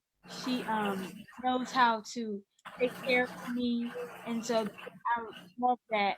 And she knows how to do that. She, yeah. So yeah, and I don't think it's anything because she really knows what I need, and she knows, oh, you need this, or you need to start doing this, or you need to. She knows how to tell me. So. Thank you. Thank you for sharing. Thank you for the questions. And I do, right on time. we never got to Journey's answer on the question, on 2 questions ago at this point. And that question was related to gaps or disconnects with your mother. If there is one, what do you think that disconnect is, and how do you think that disconnect can be mended? Journey and Carlisa, can you guys hear us? My bad. Turn the camera on, then unmute. I feel like ways that I feel like I'm disconnected. I'm sorry, can you speak up a little bit louder? We're having a hard time hearing you. I feel like ways I feel disconnected with my mom is like when she asks me to do certain things, like I get mad about it, or like we will argue about it. And then like she feel like I'm being disrespectful when I say certain things to her, or when I like stand up for things that she say to me. Cause as her being my mother, I feel like I get it from her way she talks certain times. so like I don't understand why she be surprised when I like stand up for myself when she says things to me.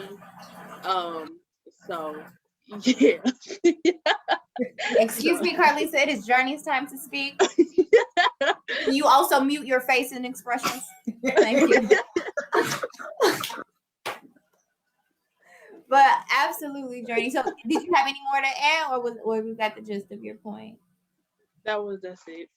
Okay, so you feel, to kind of summarize that, you feel that the disconnect comes in because you start to get an attitude when your mother asks you to do certain things, and then when you try to express yourself in certain situations, that she can't receive you expressing yourself, and that you get it from your mama. Is that yes. Because you were disrespectful, she said. Don't forget that. Right, because Journey knows she disrespectful. See, this the thing right here. I ain't jumping in on her question time because that was 3 questions ago. So I'm just take a little minute. Oh, okay. What I told her is because she was like, well, you always had this mouth. But for real, I told her like I wasn't not doing what my mama said, because I was doing more than what my mama said, because I've been working since I was 11 years old, making sure stuff was taken care of in our house. You know what I'm saying? So it was me talking too much when it came to adults and not letting my mama handle things. And I understand that, I didn't probably handle that properly, but it was something that I acknowledged. And like she said, once I got older, I thought about like, I could have handled that better, and I needed to allow her to be the adult. So, Chanel on here laughing and everybody did it because, I do have a mouth. So it's like, okay, Journey gets that from me and we see that. But we want you to learn from even my mistakes from when I was younger, because like we talked about earlier, we want y'all to do better than what we did. You know what I'm saying? Like, absolutely be a different person. Don't try to be me.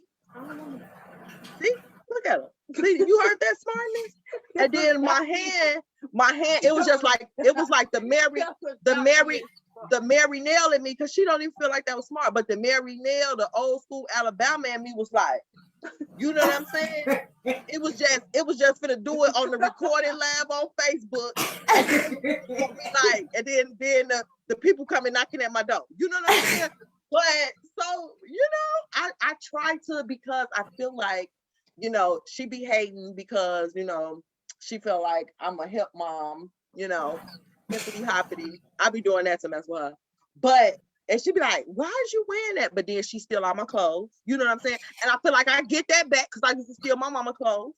You know what I'm saying? So I'll be done. But then I couldn't steal my mama's shoes no more after like 5th grade, because my feet 11. Her feet my size, so she gets steal my shoes and my clothes. And then she be like, well, that's too young for you, and then think she can take it and stuff. So I feel like, we can be on the same level a little bit, but you're gonna give respect, or you're gonna get that Alabama that's in my mama. You know what I'm saying? that's gonna come out, you know, and then the hand, you know what I'm saying? That's all I'm saying. So can I ask you a question, Journey? Mhm. So hearing what your mother just said about the respect element, yes, she has a mouth. I think we're all aware of this now. And we hear that you said you do as well, and thank you for admitting that and being and analyzing yourself, because we have to do that first until we can do anything else. We have to analyze ourselves first and see the areas where we need to learn and grow. So thank you for seeing those areas within yourself. How do you feel when you hear your mother say it's a respect level? Because a few times in the conversation, a lot of the mothers and the young ladies has mentioned that they either check themselves or they do respect their moms, and they have this open line of communication, but it's been said it's not what you say, but how you say it. So have you gained or learned, or how do you feel in general about some of the things that you've heard some of the other young ladies and some of the other mothers say when it comes to that part? I feel like that is like a thing where like sometimes you do need to watch what you say, which I am getting better at that. I am. So like I'm like when my mom says anything to me like that I feel like is gonna bother me, like I usually say something about it. But like these past couple months, like I've been getting better at like stopping myself or just doing it. So like I feel like it is like sometimes you do need to watch what you say, because sometimes it is disrespectful, even though if you think it's not disrespectful to you because you just feel like you're standing up for yourself. So yeah. Okay. Good Okay. job. That's Good job. That kind of goes into Sante's question about how daughters feel. So the question is, how do daughters feel when they're asked to do things where these emotions come? Where do these emotions, what do the emotions stem from? There we go. That's a great question. Thank you, Dion. And did you say that was Sante's question? Thank you, Sante. Yeah, so a few of you have mentioned like when your mother gives you direction or say something, you may get an attitude or you may respond a certain way. Where does that come from within you? What makes you angry? What makes you feel like you don't want to do it, or the attitude? And you both can answer that question as well. Yeah, honestly. You want to answer since we Because unmuted? again, safe space. All right. Okay. Uh, I don't know what attitude comes from when like she asks me to do certain things. Like it like sometimes I don't have attitude about it, but like it's just like some days it just be how I feel, and like she just thinks it's attitude because she asked me to do certain things, and then like I have to tell her that because like she be like, oh, you got attitude because I told you to do this and that, and like I have to explain to her, but then like she get upset about that. So like sometimes it's not even attitude about her telling like to wash the dishes, to like clean up the stuff, and then like sometimes it is, but like I just don't know where it comes from. Like So at Journey's old school, and I kind of felt myself doing this like from fourth grade. I don't know if y'all kind of remember, like we started to have a lot of issues when they closed down neighborhood schools and putting them into the selective enrollment schools that the kids were in. Fighting, just like a whole bunch of stuff you thought you would be dealing with in high school, they started dealing with it in fourth grade. And so like the stuff we were talking about kind of like the bullying and kids being different. So you come into, you know, where you've been somewhere with people from kindergarten, then all these other kids come in, so now they want to click up. It was a lot. And so I feel like that's when we started seeing a lot of issues, you know, with Journey. And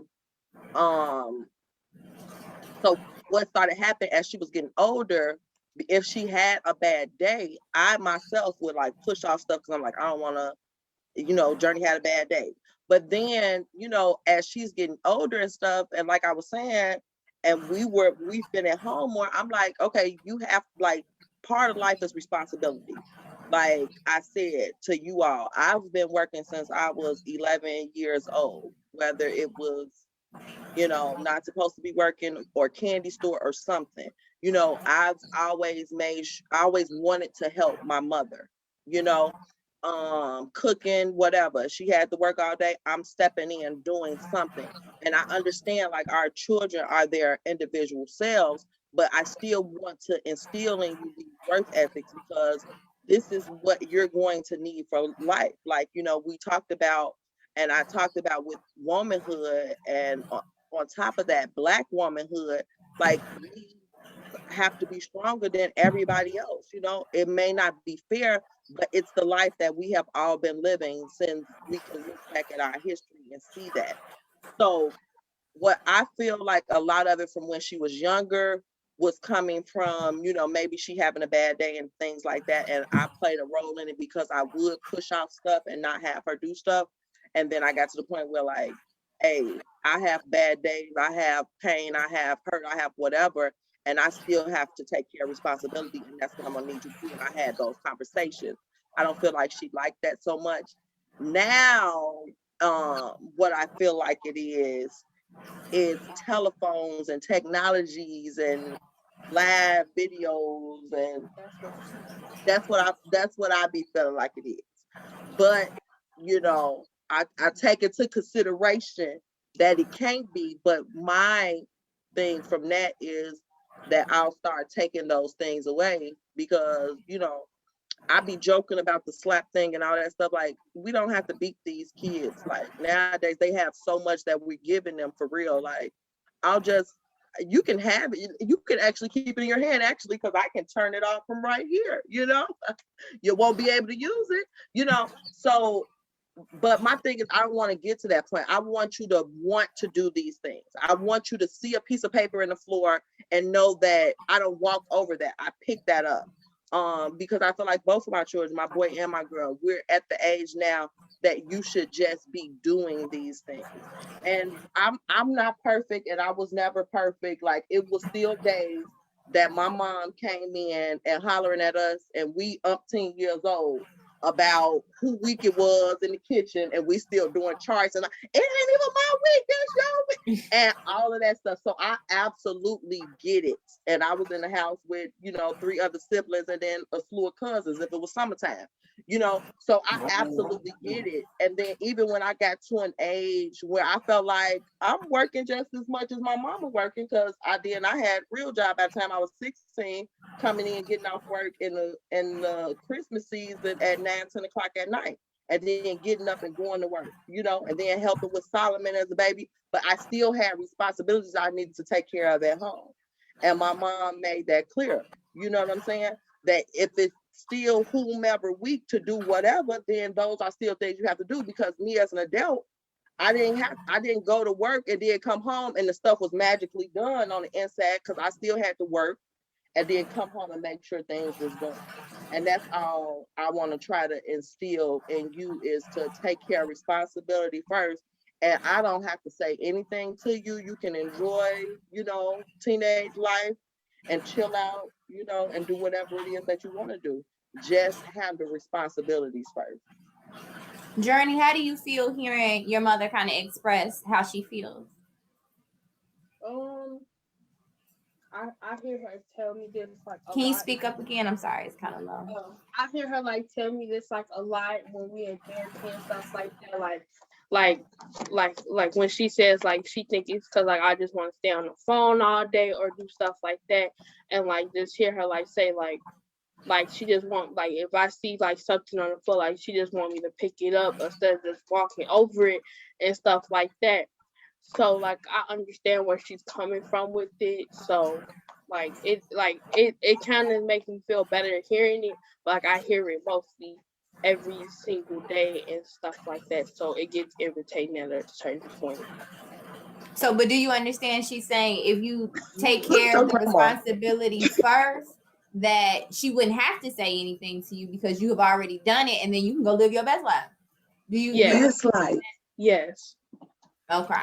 Cool. All right. I see you down there laughing the whole time we're having this conversation. You definitely can answer this question as well, because you've already mentioned you get an attitude when your mom tells you to do something. So you can go ahead. I'm like, you got full reign. I was seeing your reaction the whole time they were talking. Okay, so I'll probably just be on my phone, and so like when I'm on my phone, and then I'm laying down, you know, chilling, and she like, go do them dishes or go fold them clothes. I'm like, Oh, okay. Okay. Okay. So that's probably why I be on my phone, and I know like once I'm on my phone, then I'm watching a movie. I don't want to do nothing. Right. She's like, yeah, I get it. You get so you also get the concept that if you handle responsibility first, then you can go be on your phone for as long as you can be on your phone and watch your movies and Snapchat and all other good jazz. So if I could jump in, I think some of her emotions come from because she feels like she's the oldest and I'm always asking her to do it and not my boy. So let's go there because we do have other children and I'm not sure how you guys homework, but she's the oldest. She's 13. I have a 12-year-old and I have a 10-year-old. And it seems like I'm always telling her to do it, which is true. And I think that comes from the mother trying to push our daughters to do, quote unquote, what society says a woman should do. Okay. So that's something that I have to work on because my boys are trifling. They mess up so much, it's ridiculous. Okay. I'm forever. And sometimes I just get tired of hollering. I just gonna do it myself because they're not gonna do it how I want them to do it. It's not gonna be neat how I want it. And when people come over, I want a certain look, but that's my training ground where it's time for me to train them as well. Because one day they're gonna get older. They're gonna like a little girl. They're gonna just all of those different things. So we have to be careful as parents that we're not having our daughters to do so many things that we forget about our boys. Because I know growing up, there were certain things I could not do, but my brothers were able. Now, they were much older than me, and I'm like a mother figure to them now. They're all older than me. I'm the youngest. I'm 42. And they're asking me to do things like I'm their mother. And so when I go into mother mode, they're like, you're not my mother. Well, you asked me to do it. So I'm like your mother. But we have to be careful with that. That's why I make when it comes to birthdays and different things, I make sure that my children all get the same exact thing. So she had a 5th birthday. They're gonna have a 5th birthday party. If she have a 10th birthday, they're gonna have, because I want them to see that I'm not trying to make a difference in them. I'm trying to give them all the same exact thing. So me as a parent, I have to work on making sure when I give Dajea those responsibilities that I'm giving that 10-year-old and that 12-year-old the same responsibilities as well, because she will feel like, man, and she said it several times, and now it's starting to click as I hear us talk. I do give her more responsibilities than I give them. I mean, she has to wash clothes. Sometimes she's washing their clothes. Where they're at the age where they can put the laundry in the wash machine. I can show them how to do. We now have a new person to our, well, he's not a person, but a new animal to our family, which is our dog. They all begged for a dog. Now, this is our third dog now. And my husband was like, we're not getting another dog because I don't like animals and I don't want to do this. Now he's in love with the dog, thank God, because we named him Kobe after Kobe Bryant, because that's his favorite basketball player. So we trying to manipulate him. But look at Kobe. But I have to be conscious now to say, hey, Donald and Devon, you have to do this because I'm out of town right now. And so Dajia's job has been to make sure that the dog get out, the dog get fed. And I'm not sure if our brothers helped her. So I will say, I apologize to you, Dajia, because I was putting all the responsibilities on you because you're the oldest and you're the young lady. And I feel like you have to have those tools as a young lady you don't need nobody to do anything for you because you're going to be able to do it. So you're not expecting a man to come in to do those things. So that's something that I have to work on, and I have to start it as of tomorrow, that the boys will have to have as much as responsibility as you have. Thank you so much, Mama. Yes. That is beautiful. I just want to say, one, I commend you for reflecting and saying, oh, that's a thing, because that can cause strife between you and your daughter. And it's not just you. A lot of mothers raise their daughters to be amazing wives for men that don't know how to do nothing, because we don't raise our boys to have the same amount of care for what they do, their households, themselves, the laundry. So I commend you, Mama. And I know that she over there like, yes, God. She finna go tell him right now. She gonna go cut off. Can I piggyback off Rashida for a second, because that's super. It's super important. And Naraya just needed a mental health break, so she may be joining us. But I always tell her to take care of yourself. So absolutely. But I wanted to piggyback off of what Rashida said, because that's something that's really important to me. I think that so much we're always focused, or hyper focused even, on raising our young ladies to be independent and be able to stand on their own. So much so that we convince them that the burden is all on them. And it should absolutely, positively not be all on them. If I could ask for my daughter to grow up to have anything, I want her to have a partner, not just a marriage, not just the husband, but a partner. I want her to have someone that's going to show up for her when she's too tired to show up for everyone else, even herself, because sometimes we do that in excess to a point we have nothing left to give ourselves. And that has been a generational thing in my life, from my mother and my mother's mother and my mother's mother's mother, right? And that's something that I want to break the cycle on with me, is that it shouldn't be that way. I was raised by a strong mother, but I also had two male role models. So my older brother and my father. And something they always wanted for me was, yes, I want you to be able to stand on your own, because there's a multitude of reasons why you may be by yourself. It may not be that man left or y'all didn't work out. People lose their spouses, everything else. So I need you to be able to float and survive, and then have your offspring survive. But I don't want you going into a marriage taking that responsibility off a man either. Like, he needs to show up for you, and he needs to be able to do this. So we all clean up.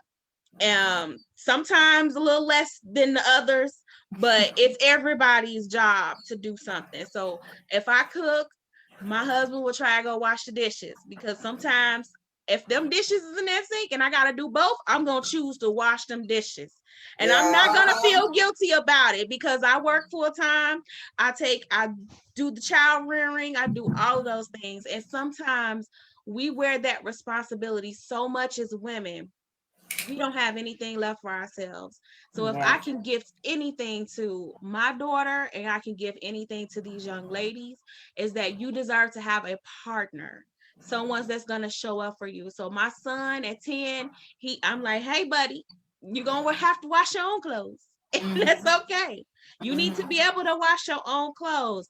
And because he has aspirations to go away for school, he wants to learn how to do that, because mommy's not going to be here to bust those suds and make sure you have clean underwear. You're going to have to be able to do it on your own. But then take that into the relationship with your wife, because a wife that doesn't feel like she's carrying the world is going to make sure she's turning the corners of your mouth up. She's going to make you happy. She's going to have the energy to make you happy. I'm at my best for my husband when I'm happy, when I'm not overwhelmed, when I'm not trying to carry everything.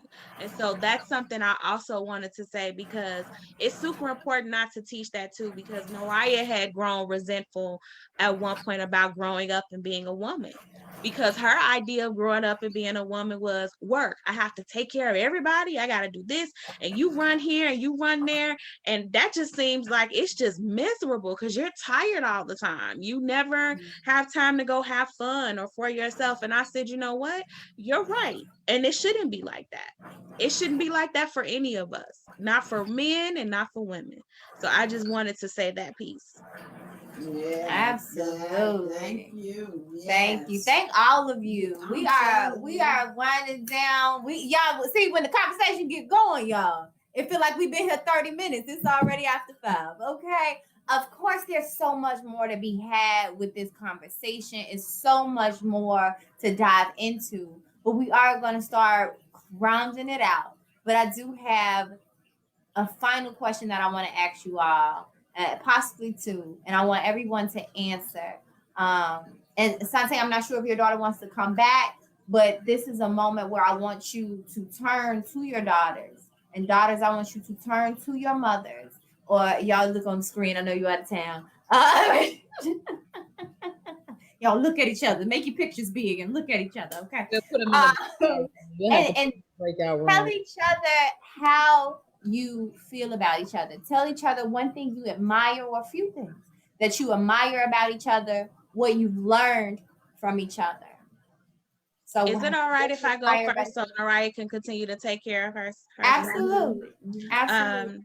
Noraya, one of the things that I love the most about you is that you're so emotionally intelligent and that you are so expressive, even when you feel that it may be teetering on disrespect or rage, even.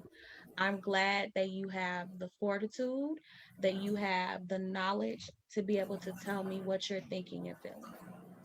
I love that about you. It's not that I don't love that about you. And I felt it was important to tell you that because I think maybe you think I don't want you to have that. I'm so proud that you do have it because that's a tool that took me a very long time to acquire. It took me to adulthood. So at 14, for you to be able to have the strength to advocate for yourself and say how you feel, I'm so proud of you for that. Okay. Absolutely. And would you like to tell your mother what you love and admire about her? I have to say her love about how other people see the world. You care about how I help people see the world. Thank you. Beautiful. Thank you. Did anyone want to go next? I'll go ahead and go. Well, Dajea, you know how I feel about you. I love you. You are an amazing young woman. I am excited about your future. You're powerful. You're outgoing. You're outstanding. And I cannot wait to the world see who Dajea Alfred is. The sky is the limit. I want you to keep being a good girl because that's what you are. You haven't given mom any problems. And stay like that. You're getting ready to experience a different world going into high school. And there's going to be some challenges. There's going to be some things that's going to come. But I want to make sure that my voice is louder than everybody else's voice in the world when it comes to what you should do, even though you're going to make up your own mind. And I'm allowing you to make decisions. I allowed you to make a decision this year because I felt like you should stay at the school that you're at now, but you wanted to make a change. And so I'm allowing you to make a decision, whether it's a good or bad decision. You have to live with the decision that you made. And so now you're stepping into being a young lady, and there's going to be some things that's going to come. I want you to always remember to keep God first because that's what I have instilled into you. And the sky is the limit, baby. You can do whatever you put your mind to do. And I'm going to be your number one fan and your number one cheerleader, and I'm going to push you. Oh. Thank you, Mama. Thank you. I love how you are so independent. I love how you don't need you say like, oh, I don't need help, but I know you really need help from me. So I love how we have a very great relationship. I love that. And yeah, I love everything about you, honey. All right. Okay. Nice. Yeah, Thank you.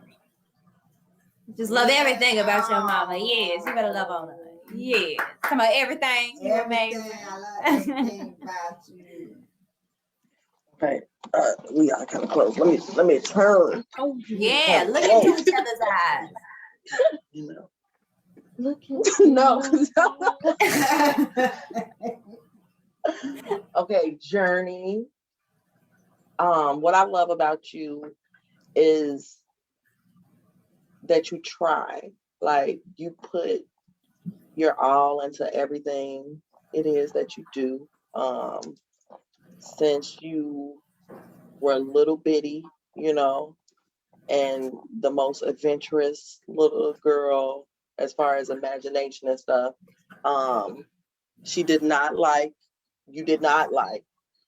playing at the playground or doing stuff dangerous. Like I put her in gymnastics, all that stuff. She was like, don't want to do it. So I love how since you've grown older, you put yourself out there more. You know what I'm saying? You try new things, even if you may not like it, at least you try it. You were very to yourself. Now I see that you know, give people a chance and try to interact with people. You try to express your feelings. I love your strength. Like, you've been through a lot at a young age that most kids, stuff that most kids wouldn't have to have saw or go through. And you went through it as if you didn't go through anything at all, you know. Um, and your love for life, even when you felt as if life was a whole lot for you, you know, you continue to push on and try for all of us that love you, you know. So your strength is definitely noted. Um, your courage is definitely noted. I see how much you strive to do. I see how much you strive to do better in life, to do better in school and in friendships daily, you know.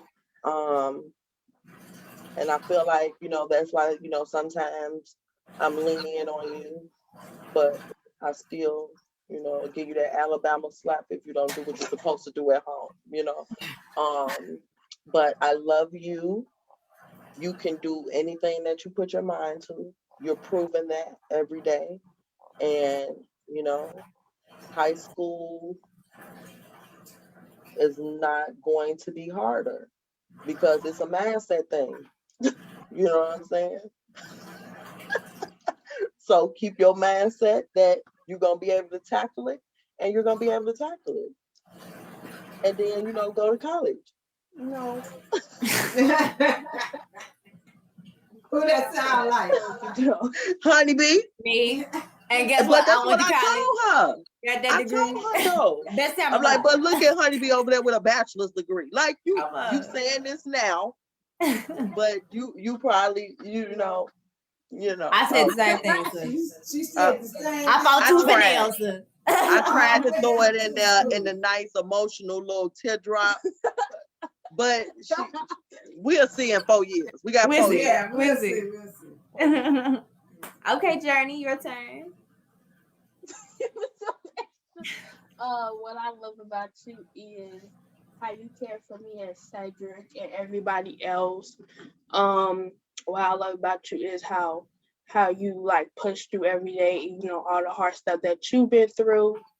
What I love about you is like that you're just a good person sometimes, not all the time, but but I still love you. So yeah. As long as you love me. As long as you love me. Give me some sugar. No. Give me a little Was sugar. she done? Don't be interrupting her moment. She was done. She was done. Oh, okay. Then give us some sugar.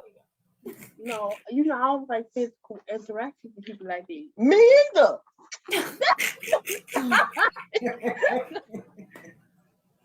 Well, thank you so much, ladies. And as we get ready to wrap up and let you enjoy this beautiful Sunday, wherever you may be, closing remarks. We would love to hear a little bit from you about what you want to leave with your daughter, what you want to instill in your daughters, and then other young ladies in the world that may have a mother, that may not have a mother, that you just want to mentor them in this moment. What are some closing words that you would give to your daughter and all the daughters of the world? That you stumble, you get up. That's it. For all of us as daughters ourselves, as mothers, and as you as daughters, you stumble, you get up. So even when that means between us, our relationships with our mothers, our relationships around us, whether that's in life or in anything, you're going to stumble, but you can't get up. Thank you. Yes. I would like to say to all the young ladies, the mothers, even if you're not a mother, just a woman, as a whole, I want you to keep in the forefront of your mind that quitting is not an option. You have to keep going. Don't stop. Finish. Complete. I don't care if you take a break, but quitting is not an option. And I want you to keep that in the forefront of your mind, because you can do anything if you put your mind to it. And so I have to do that with myself on a consistent basis, that quitting is not an option for me. I have to keep going. And so I want to leave that with everyone that's on here, everyone that's watching. I also want to say to Dion, because I believe she's a new mother, if I'm not mistaken, the sky's the limit for you. That baby girl is going to grow up so fast. So cherish these moments that you have as being a baby, because they're going to get to these 14-year-old girls, and they're going to have attitudes, and they're not going to want to clean up, and they're not going to want to do things, and they're just going to give you a run for your money. But you're going to be the best mother ever, because you're going to be able to have this little manual that you can go back and watch to say, hey, they told me this was going to happen. And at the end of the day, as long as you come to some type of agreement or come together to say, hey, we're going to strive to do better, communication is the key. Communication, yes. Next, mommy. Hi. Yeah. So I feel like what I want to leave is that although life can be unpredictable at times, like it's livable, it's possible. Everybody know, all the girls are in 8th grade. The summer before 8th grade for me, I got sick with lupus. And that's when the first time I ever got sick. So going into high school, I was going through the process of being diagnosed and then being a teen girl with the ailment.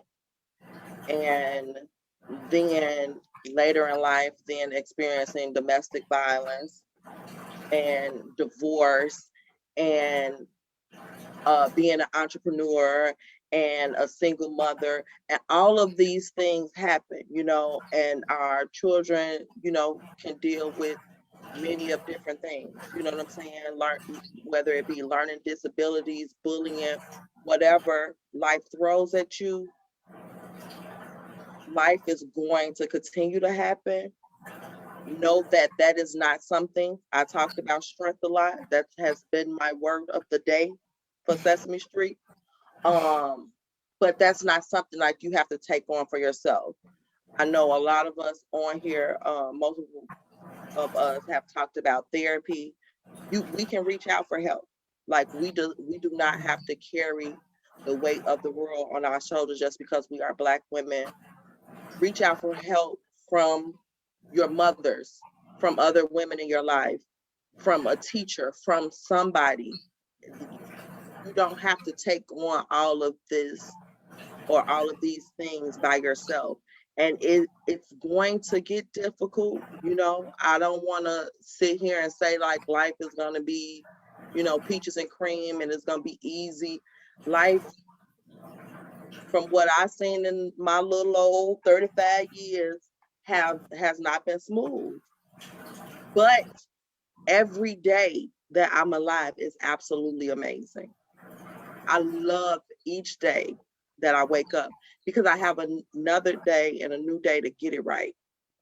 And when life throws something at us, we have to reassess sometimes, and we reassess for the betterment of ourselves. And that's all that we can do. And we're going to mess up and we're going to make mistakes. But each day we wake up to a brand new day, it's a chance to try to get it right that day. So Thank you. Right. Thank you. And I would love to hear from the young ladies on their perspective after this conversation. What is your perspective on womanhood? Just to keep going and to keep pushing. You got this. Like you can do this. You can do what you put your mind to. Thank you. Yes. Like just to like like to basically just think about the things that you do and like take like try like to push through the things that happen and cause we are still growing up at the age that we are now. So like things that our parents have us doing now will help us in the future for when we have to be on our own, living on our own, take care of ourselves. Absolutely. Thank you, ladies. Mother, Yeah. get some more. I So yes, I wanted to say to all you ladies, thank you. You have made my day today. And to let them know, as you say, we fall down. We're not perfect. We don't know everything. But as Carlita say, if we get up every day, it's another day to try and to continue on and doing what we can do to make ourselves as perfect as we can be. And that's not as perfect as everybody else. We strive to be better for ourselves and our families, our children. And as long as we can do those things, we okay. And my favorite words is love is rooted in happiness. And if we show them love, no matter if we got to enforce discipline, no matter if we got to pick them up, no matter if they did something that they shouldn't have, we also have to show them love that they know that they can always come back to mama, no matter what. thank you. And I love all y'all. Y'all my new family over here. You know, I really appreciate you guys. Love you all. I This was great, queens and queens in training. Absolutely.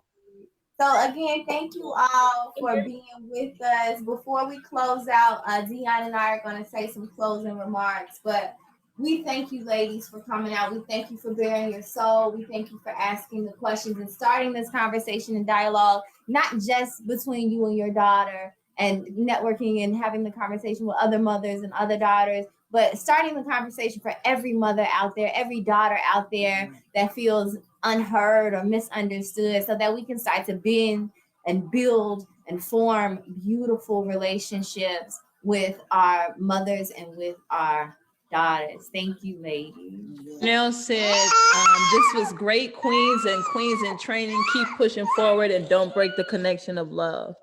Absolutely. All right. Yes. Absolutely. Thank you, Chanel. So you all can go ahead and turn your cameras off and stay muted. Dion, if you want to pop back on screen so that we can close out and give our closing remarks, that'd be greatly appreciated. Thank you, ladies. All right, all right. So again, Dion, girl, thank you for the question. This Thank was you for great. the intro. It was amazing. It really was. Did Katie enjoy it? Oh my God. It was interesting over here. But Dion, I want to get your opinion on being a woman and raising a daughter. And what did you take away from this conversation? Communication is key. Being able to remove myself enough so that she can express herself when we get there. But also being in tune with myself enough to be able to express myself in a healthy manner. I actually was taking notes. Yes, notes, come on. Yeah. That's how many facts y'all was dropping. Yes. Yeah, just like learning from my mother's mistakes, being open to hearing my daughter. Yeah, that's absolutely. So is there any closing remarks that you would want to give to any of the beautiful young women out there in the world as they're coming up about what a woman is? We are strong, we are empowered, we are persevering. Those were the 3 affirmations I got from this conversation. And I want all of us to know that we are strong and very powerful beings. And the fact that we actually can do everything. We don't have to, we shouldn't do everything, but we have the ability to, and we got to acknowledge that and be grateful for that power. We are empowered enough to stand up for ourselves, for our children, even for our men. A lot of Black Lives Matter was started by Black women. So we are also persevering. That's why we're still here. Our lineage is still here. We're still here because we persevere. And that is something I want all young girls to walk away with today, to know that you are strong, you are empowered, and you are persevering. And mothers, y'all take that too. Take that as well. Sometimes we need reinforcement on that there. Beautiful. That was beautiful, Dion. And for me, if I could say anything to all the women out there, mothers, daughters that will one day possibly be mothers, is that you are beautiful. You are beautiful. You are worthy. You are worthy of happiness. You are worthy of joy. You are worthy of greatness. You have everything you need already inside of you. You just have to believe in yourself, have confidence, tap into that inner strength, and that we are better together. As women, we have to come together in situations like these where we support each other, we communicate with each other, and know that we are better together and we can change the world. We have already begun. We have already kept it afloat thus far. We can and will change the world. Young girl, mothers, grandmothers, aunties, you are worthy. You are important. You are game changers. And that, again, if you believe in yourself and have confidence in yourself and know your worth, know your worth. I'm going to say that one more time because that's real important. Yes. Know your worth and don't take anything less than what you're worth and what you deserve. We will live a beautiful and amazing life. Yes, it gets hard sometimes. Yes, some things may happen that's out of your control, but know that you manifest your reality and that your mindset dictates your life. So have a positive mindset. Move in love, give love, and you will receive love. Not all the time, because again, life ain't always sunshine and rainbows, but it can be majority if that's how you live your life and that's what you put out. That's what you'll get back. So be game changers, be businesswoman, be mothers, be wives, be whatever you want to be. Just be the best at it, and it's already done. So that is what I want to leave to all the beautiful mothers and daughters out there in the world. We do want to let you guys know that this has been on Facebook. This is recorded. We'll also post this to our YouTube page. Please, for the books, I know Rashida has a book, Carlisa has a book. Drop your links in the comments so that we can share that to everyone. If you have a show, Shantae has We Gonna Talk. Drop your links, drop wherever we can get people connected to you so that we can make sure they find you on social media and get a chance to share your glory to the world as a beautiful Black woman that you are. And I know the babies, they not babies. Let me stop. Katie, a baby. These young ladies, oh my God, they're growing so fast. These young ladies that we had on the panel today, we have Journey Slime Academy, we have makeup artists, we have Black Girls Out of the Box, I believe is the other name. All of you guys are movers and shakers, are doing amazing things. Never, ever stop, but drop all those links so we can make sure everybody else can stay connected to you as well. And as for the Healing Academy, we have some amazing things coming up. Dion, do you want to talk about what we have coming up? Yes. So, as you guys may or may not know, May 19th is the anniversary of the Healing Academy. Woo woo, 2 years strong, 2 years long, and forever and ever from there. That being said, we are having a celebration online. So follow us on social media, on Facebook, on Instagram, and on YouTube, and sign up for the mailing list to get more information on that. We also have a fair coming up in August where we are partnering with other community organizations. You can learn more about what we do and they do at that event. We also have, exactly, ready? And go. No. We also have classes that are coming up in September. We'll be releasing on the 19th registration for that. Um, and then we have our fundraiser coming up. Look, y'all just want to go It's a ahead lot. and sign up for the mailing list. Follow us on social media at We Heal Heal or on Instagram at we_heal_heal because we heal for real, y'all.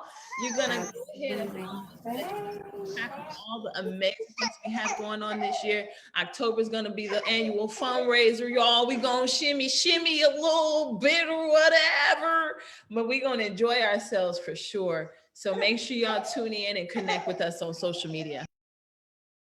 Absolutely. Thank you, Dion. And we won't hold you guys any longer. We appreciate everyone for viewing online, everyone for being here in the Zoom, all of our amazing panelists, mother and daughters doing amazing things. And we know every beautiful woman out there in the world is going to step up and step into their power and their full potential. And we hope this conversation started that process or helped you on your journey. Follow the Healing Academy, go to our website, and we're going to make sure that you get connected with all of the amazing panelists today so you can follow and love them too and get in touch with their journey. We appreciate you guys. We love you guys, and there is more to come. We are having a Father's Day panel in June, so be on the lookout for that, for fathers and sons. So share with your husbands, share with your sons, make sure they're a part of that conversation. We love you guys. Love you. See ya. Until next time. See ya.